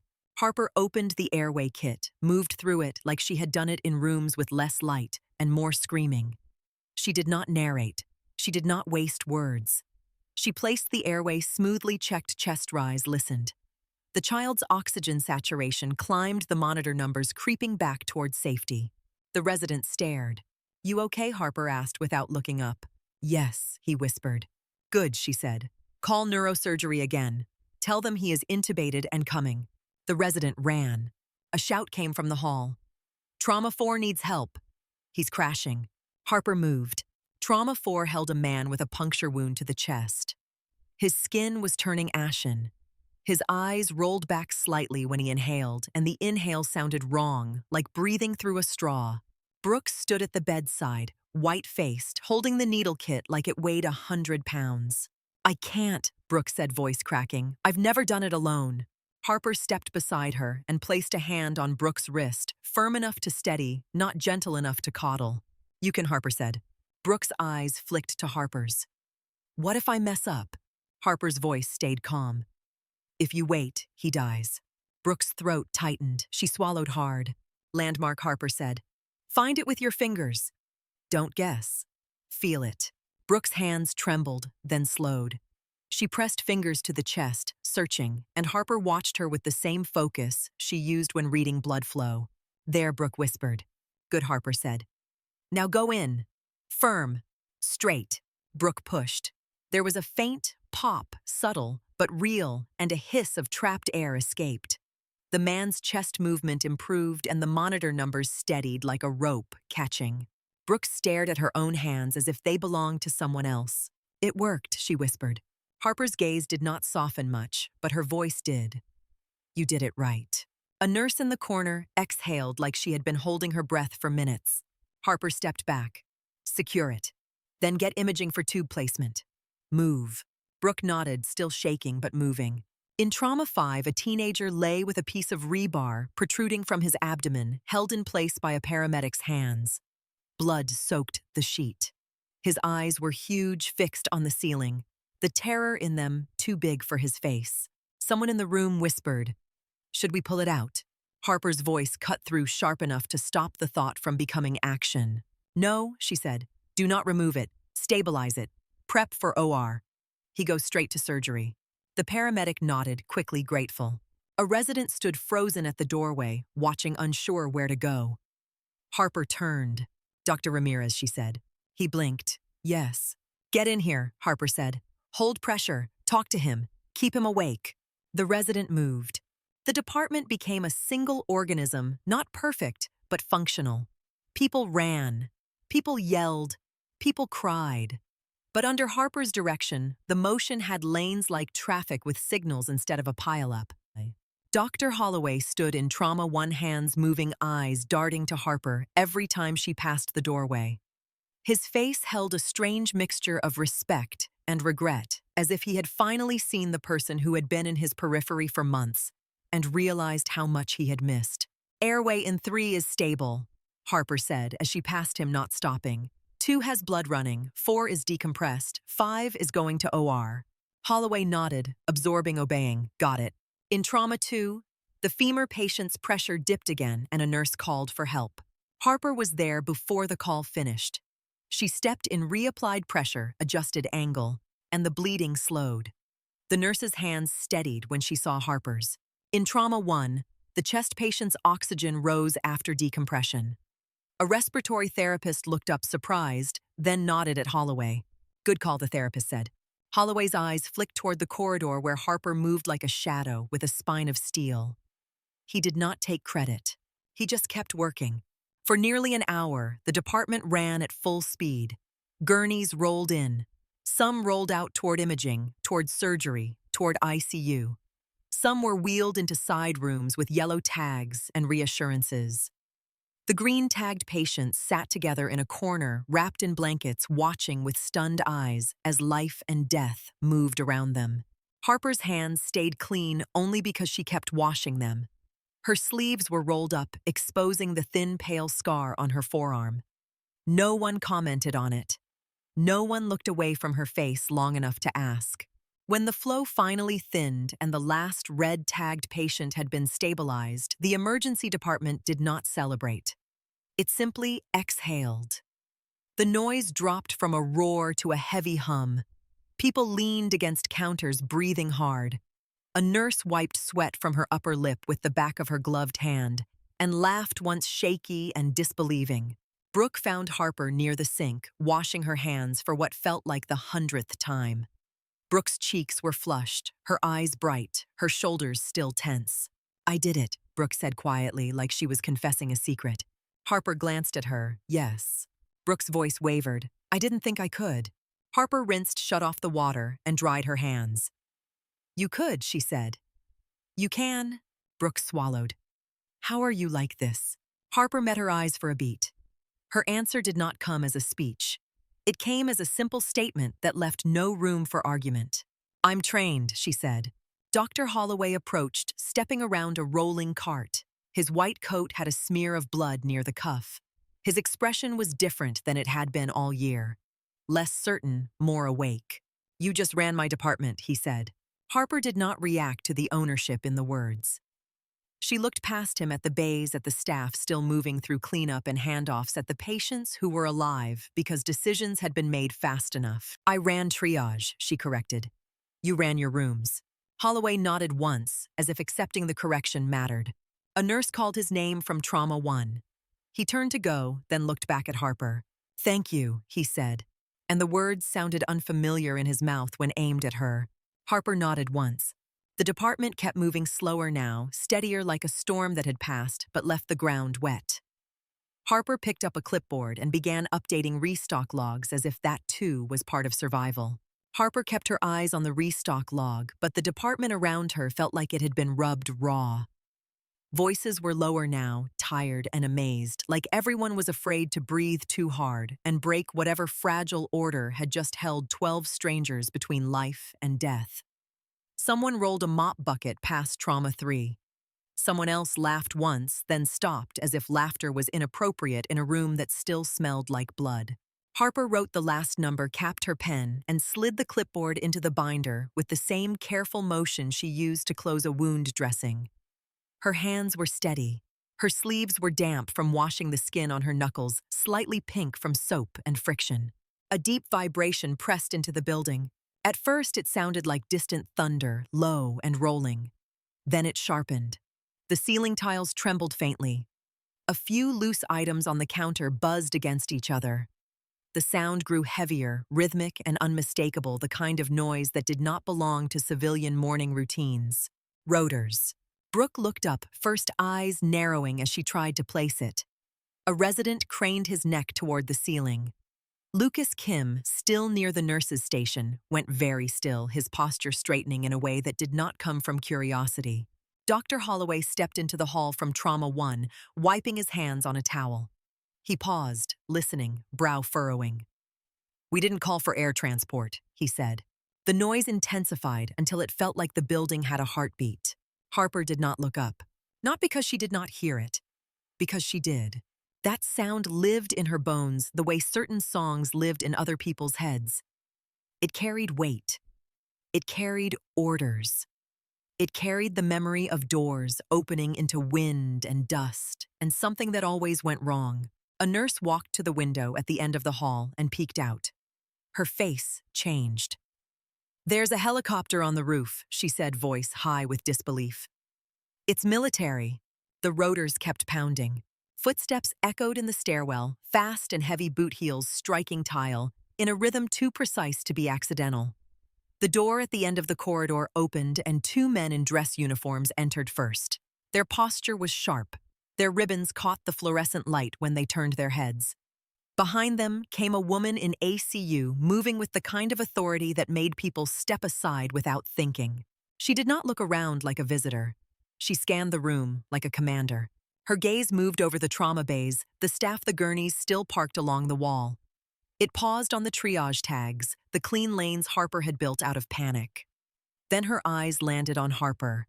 The woman stopped near the nurse's station, close enough that Harper could hear the faint rustle of fabric and gear. The rotors overhead rattled the air like a constant drum. "Sergeant Harper Kane," the woman said, voice calm and absolute. The word sergeant cut through the corridor in a way that the rest of the staff felt, even if they did not understand it. Heads turned. A young nurse's mouth fell open. Brooke's shoulders tightened. Harper lifted her eyes. She did not stand at attention.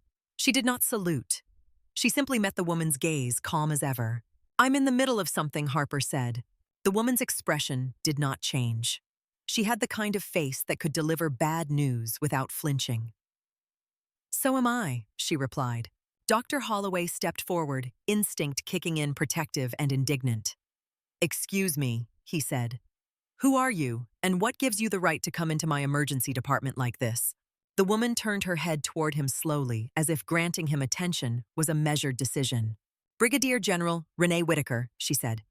"United States Army Medical Command." Holloway's jaw tightened. "This is a civilian hospital." "Yes," Whitaker said. "And your department is running efficiently because Sergeant Kane organized it." Holloway flushed as if the sentence had slapped him. "She's a civilian employee here." Whitaker's eyes stayed steady. "She is also an IRR asset." The colonel beside her spoke voice clipped. "Individual ready reserve. Her contract allows recall under emergency medical consultation protocols." Brooke looked between Harper and Holloway, fear flickering in her eyes. "What does that mean?" she whispered, not to anyone in particular. Lucas Kim's hands curled loosely at his sides, and Harper noticed the way his stance shifted, old training surfacing without effort. Holloway took another step closer, blocking the line between Whitaker and Harper, as if he could physically keep the army from taking a person. "We just had a mass casualty event," he said. "We still have patients. You cannot walk in here and remove staff." Whitaker glanced past him into the bays. Her gaze moved over a nurse holding pressure on a bandaged arm, over a resident giving report, over a respiratory therapist adjusting oxygen flow. She saw the organized exhaustion. She saw that the storm had passed but left debris. "I can see you have patience," Whitaker said. "I can also see those patients are stabilized and your flow is under control." Holloway's voice rose. "Because she did it. Because she's here." Whitaker's face softened by a fraction, not kindness, simply acknowledgement. "Yes," she said. "Which is why I'm here." Harper stepped around Holloway, not aggressively, just directly.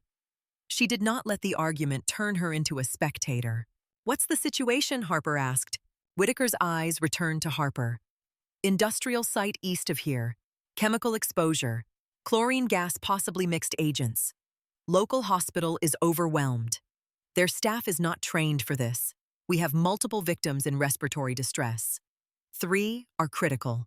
Holloway stared at Harper, then at Whitaker. "Send someone else," he snapped.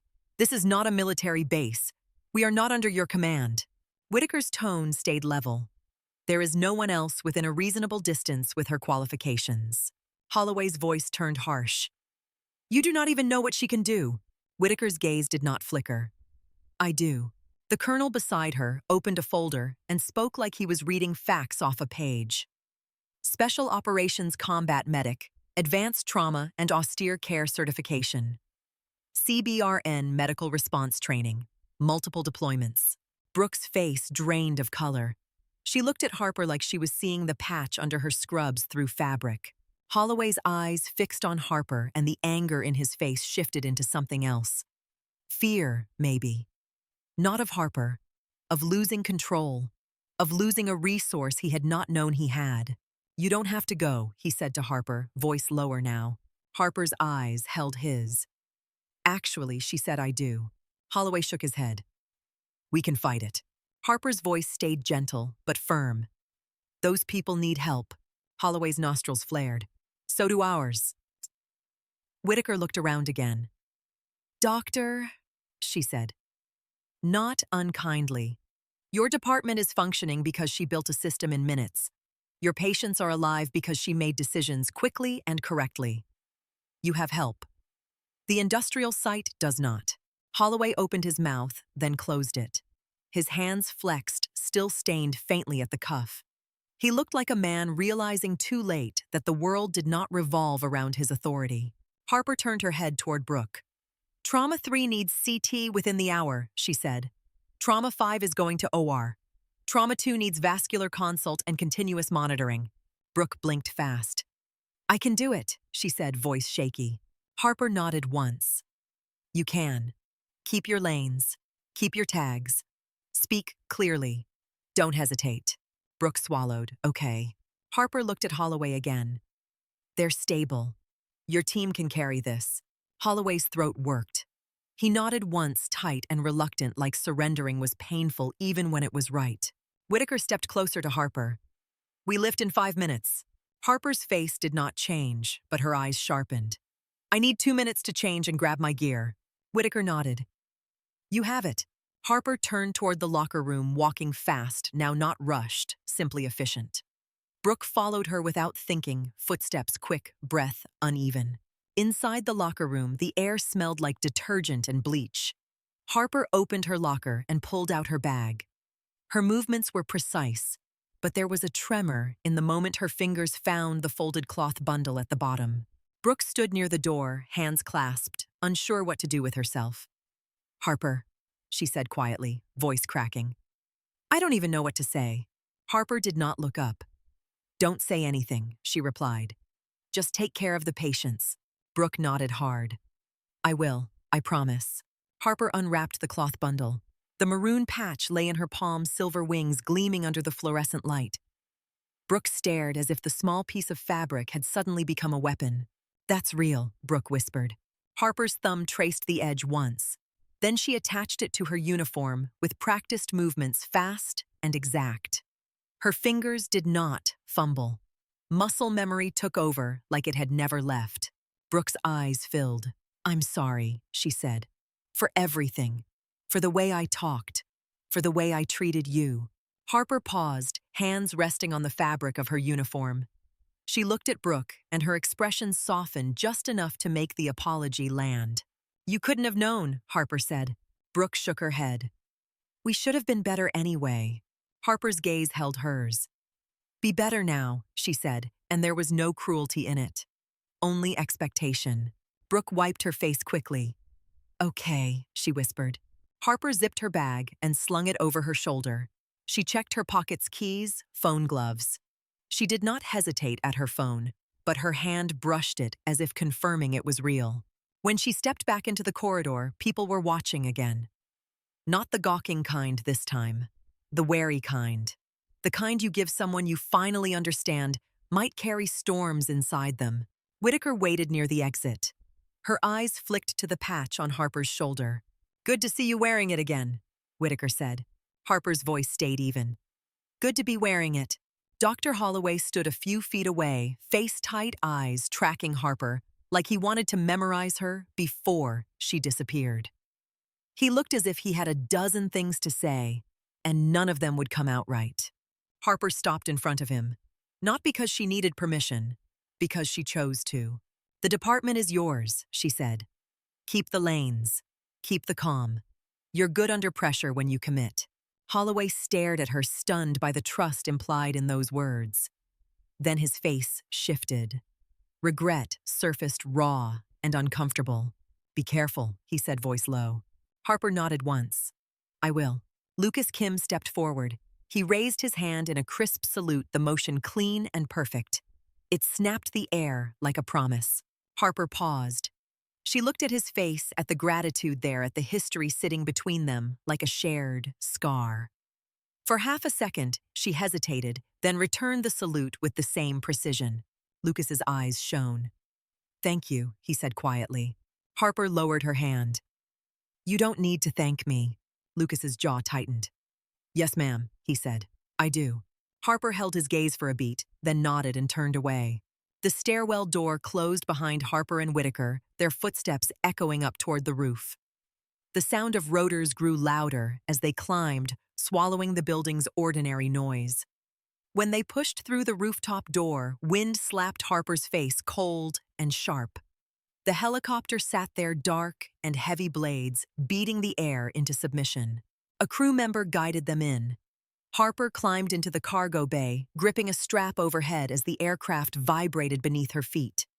Whitaker sat across from her posture, steady eyes on Harper's face, as if she were reading a report written in muscle and silence. The helicopter lifted off the city, dropping away beneath them.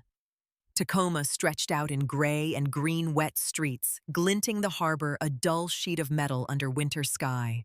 Whitaker watched Harper for a moment before speaking. You went dark after discharge.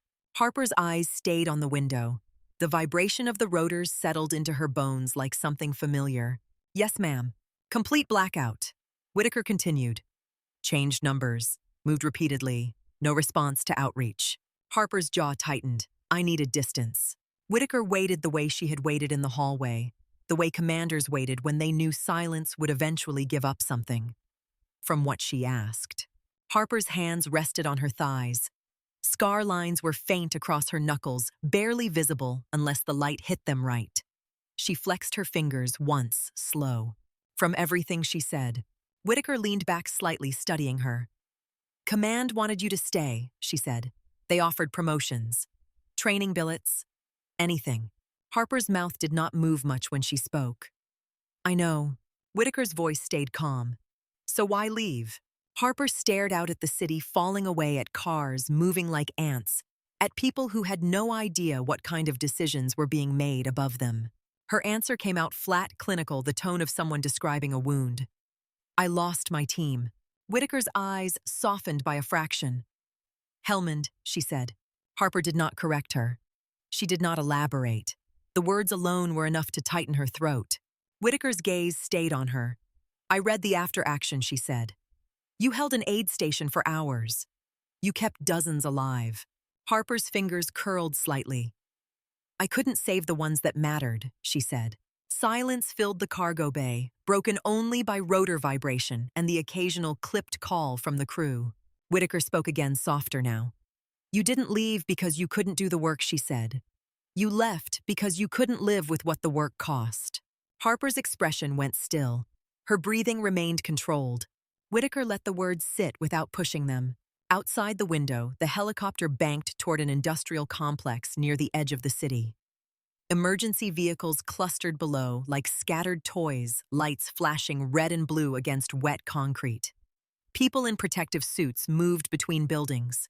A pale cloud hung low near a set of tanks drifting thin, in and wrong against the sky. A crew member leaned in near Whitaker. 2 minutes out, he said. Whitaker stood and gripped the overhead strap. Harper stood too, checking her gloves, adjusting the strap of her bag movements quick and exact. Whitaker met Harper's eyes. 12 people down there need specialized care, she said. Whatever you tell them to do, they do. Harper nodded once. Yes, ma'am. The helicopter descended toward a landing zone, marked by cones and waving arms. Wind whipped debris across the ground. The smell hit Harper, even through the sealed cabin, sharp and biting, chemical and hostile. When the skids touched down, the rotors thundered overhead, and Harper stepped toward the open door without hesitation, the maroon patch firm on her shoulder, catching light like a quiet confession. The air outside the industrial complex tasted wrong.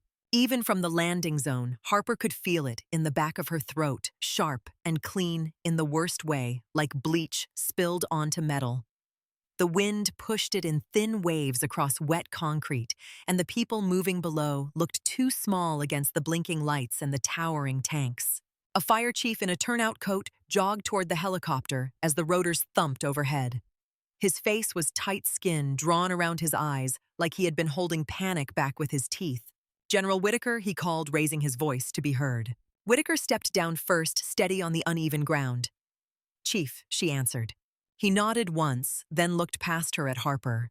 His gaze stopped at the maroon patch on her shoulder and did not know what to do with it. This is Sergeant Kane, Whitaker said. She's your subject matter expert. You do what she tells you to do. The chief swallowed. We've got 12 confirmed exposures. Chlorine, we think. Maybe mixed. 3 are crashing. We're overwhelmed. Harper did not waste a breath on reassurance. She scanned the scene, the layout, the gaps, the places where contamination could slip into treatment like a silent knife. Where's your decon line? She asked. The chief pointed, quick and uncertain. We set up tents, but people keep trying to run through without gear. Harper's eyes hardened. Not angry, just precise. Then you need a hard stop. Nobody enters treatment without proper protection. Not staff, not family, not volunteers. You put a barrier up, and you keep it up. He nodded, relief flickering, because someone had finally spoken in absolutes. Harper turned to the nearest medic. Who's in charge of PPE distribution? A woman in a reflective vest raised her hand. I am. Harper stepped closer. You stay at that station. You control access. If someone tries to push past you, you call security. You call police. You do not negotiate. The woman's eyes widened, then steadied. Yes, ma'am. Whitaker watched Harper without interfering. This was what she had come for. Not a speech, not a ceremony, but a person who could turn chaos into lanes and hold those lanes when people begged to break them. Harper moved toward the red zone where 3 patients lay on gurneys under thin blankets that did nothing against cold air and fear. The first man was coughing so hard, his ribs seemed to fold inward. His eyes were wide, wet, pleading. Each breath sounded like it scraped him from the inside. Harper leaned in close enough for him to hear her over the rotors fading and the sirens in the distance. Look at me, she said, voice low and steady. You are going to breathe. Slow. In through your nose if you can. We're going to help you. His gaze latched onto hers like a rope. A medic beside the gurney spoke quickly. Oxygen is low. We're running out of tanks. Harper lifted her head. Then you start rotating. You prioritize red tags. You call for more tanks from every unit within driving distance. Another medic shook his head. We don't have enough masks. Harper's eyes flicked to the supply pile. Then we improvise. We do not stop treating because we lack a perfect setup. You keep them oxygenated.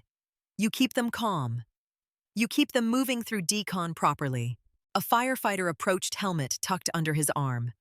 We've got people trying to take their gear off inside the tents, he said, voice strained. They're panicking. Harper turned her tone firm. Then you assign 1 person per tent entrance. You talk them through. You do not rush them. Panic spreads faster than gas. The firefighter nodded and ran.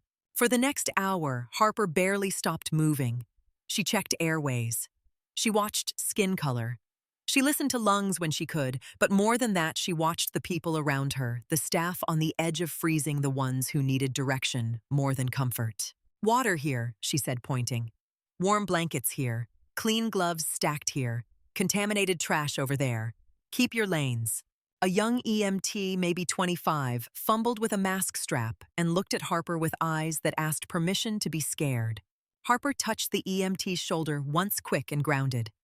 You can feel the fear, she said. Just don't let it drive. The EMT nodded, swallowing hard, and tightened the strap. Hours passed in wet light. The sky stayed gray. The wind shifted. The chemical bite rose and fell, sometimes faint, sometimes sharp enough to make throats burn even through protective barriers. Harper's voice grew hoarse, not from shouting, but for constant instruction, instant correction, instant calm, forced into existence. One of the critical patients stopped coughing and went terrifyingly still. His eyes rolled once, and the monitor near him began to chirp in a tone that made every medic flinch. The chief took a step toward the gurney, as if he could will the man's body to cooperate. Harper was already there. She leaned in, checked for response, watched the chest rise, then called for specific interventions without drama. People moved because she moved them. A respiratory therapist she had never met followed her words like a map. The man's color shifted from gray toward pink in slow increments, not a miracle, but a fight being won inch by inch. When the patient finally coughed again, weak but present, the medic nearest him let out a sound that might have been laughter, might have been a sob. Harper did not celebrate. She just moved to the next one. By the time the last ambulance pulled away with the final moderate case, Harper's hands were raw from washing her knuckles red. The skin near her nails cracked. Her uniform stuck to her back with sweat. Her hair had come loose at the edges, strands plastered to her temple. She sat on the back bumper of a fire truck and drank water in slow pulls, throat aching. Around her, the scene began to loosen. People stood down. Gear came off in careful stages. Someone handed out protein bars like communion. Whitaker walked over and sat beside her without asking. For a moment, neither spoke. The distant wail of sirens faded, replaced by the small noises of exhaustion. Whitaker finally said, "Hell of a job." Harper nodded once. Her voice felt too rough to answer. Whitaker watched her hands the way they rested on her thighs. Steady, even now. They all lived. Whitaker said. Harper did not respond with pride. She stared at the wet pavement and let the words settle without taking them into her chest. Whitaker leaned back slightly. I offered you a training role, she said. I meant it. Harper swallowed. I heard you. Whitaker's gaze stayed on her. You don't belong buried in the background. Harper's mouth tightened. Background is quiet. Whitaker nodded as if she understood the appeal. Quiet isn't the same as safe. Harper looked down at the patch on her shoulder. The maroon fabric looked darker now, dampened by sweat and weather. The silver wings still caught light when she moved. I need time, Harper said. Whitaker's expression did not change. Take it. Harper's phone buzzed in her pocket. She pulled it out and saw Mason's name on the screen. She stared for a beat, then did not answer. Not yet. The world was still too loud. Whitaker stood. We fly back when you're ready. Harper nodded and pushed herself off the bumper. Her legs felt heavy, but her posture held. She walked back into the organized remains of the scene and checked on the last patient again because finishing mattered. 2 days later, Harbor Line's sliding doors opened and Harper stepped inside, wearing civilian scrubs again. Dust still clung faintly to her boots from the industrial site. Exhaustion sat under her eyes like a bruise. People looked up as she passed, not whispering now, just watching. The emergency department smelled the same as always, antiseptic and coffee and human worry. The monitors beeped. A baby cried somewhere. A nurse called for a translator. The world kept moving. Dr. Holloway saw her first. He was at the nurse's station, with 2 residents' tablet in hand. He stopped mid-sentence and set it down slowly like he was choosing not to hide behind it. He walked toward her, face tight. Harper, he said. She stopped. She did not smile. She did not offer warmth to soften what was coming. Holloway swallowed once. Then he spoke in a voice loud enough that the station fell quiet. I owe you an apology, he said, a serious one. Harper did not interrupt. I treated you like you were invisible, he continued. I assumed you were less capable because it was convenient. I gave you menial tasks and never bothered to ask who you were. I let my staff follow my lead. That was wrong. The residents behind him shifted, uncomfortable. Brooke stood near the medication room, eyes, red-rimmed hands clasped tight. Holloway met Harper's gaze. I'm sorry. The apology did not arrive with music or swelling emotion. It arrived raw and plain, and that made it harder to ignore. Harper nodded once, apology accepted.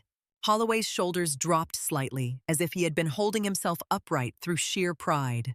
Brooke stepped forward, voice shaking. I'm sorry too, she said. I said things about you. I called you creepy. I called you boring. I made jokes I shouldn't have made. Harper looked at her calm and steady. Brooke's eyes filled. You didn't know me, Harper said. Brooke wiped her face quickly. That's not an excuse. Harper's gaze held hers.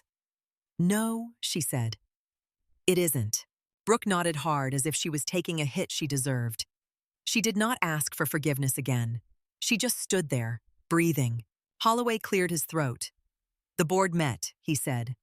They reviewed your credentials and your service record.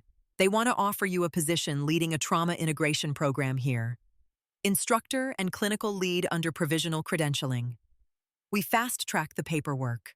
We build the right oversight. We do it correctly. Harper's eyes narrowed slightly, not suspicion calculation.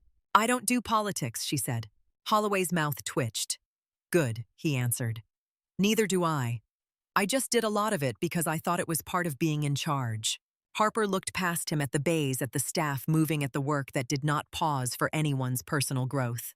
If I accept, Harper said, I train your people. I challenge weak protocol. I refuse to let ego slow care. Holloway nodded. I would expect nothing less. Harper let the silence sit for a moment, then nodded once. Yes, she said. The sound that followed was not applause at first. It was relief. Then someone clapped one sharp strike that broke the tension. Then another. The department did not erupt into celebration. It simply acknowledged her presence in a way it had refused to before. Harper's face stayed composed, but she did not shrink from the attention. She just turned back toward the work and walked, and people moved with her instead of around her.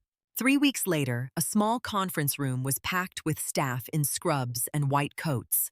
A training mannequin lay on a gurney. A whiteboard held diagrams drawn in clean, precise lines. Harper stood at the front, in a plain white coat, with her name stitched on the chest. She did not carry herself like a celebrity. She carried herself like a person who had done this in places where nobody clapped and nobody thanked you until years later. She demonstrated concepts without turning them into theater. She corrected hand positions with a gentle tap. She asked questions and waited for real answers. She watched Brooke step forward and make a decision without looking to anyone else for permission, and she saw Brooke's hands tremble less than they used to. A resident raised his hand, voice uncertain. "How do you stay calm when it's falling apart?" Harper paused, considering him the way she considered a patient's vitals. "I don't stay calm," she said. "I keep moving." The room went quiet. People wrote, people listened. After the session, Holloway stood in the back with a notebook, looking like a man discovering humility as a skill. Brooke approached Harper slowly, as if she still did not trust herself not to ruin the moment. "I did the decompression in that simulation," Brooke said. Harper nodded. "You did." Brooke swallowed. "I didn't freeze." Harper's gaze softened by a fraction. "Good," she said. "Keep that." That evening, Harper sat in her car in the parking lot with her phone in her hand. She opened Mason's thread and stared at it until her thumb finally moved. "Coffee this weekend." The reply came fast. "About time."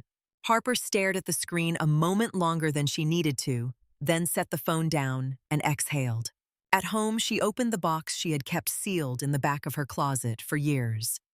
The cardboard smelled faintly of dust and old tape.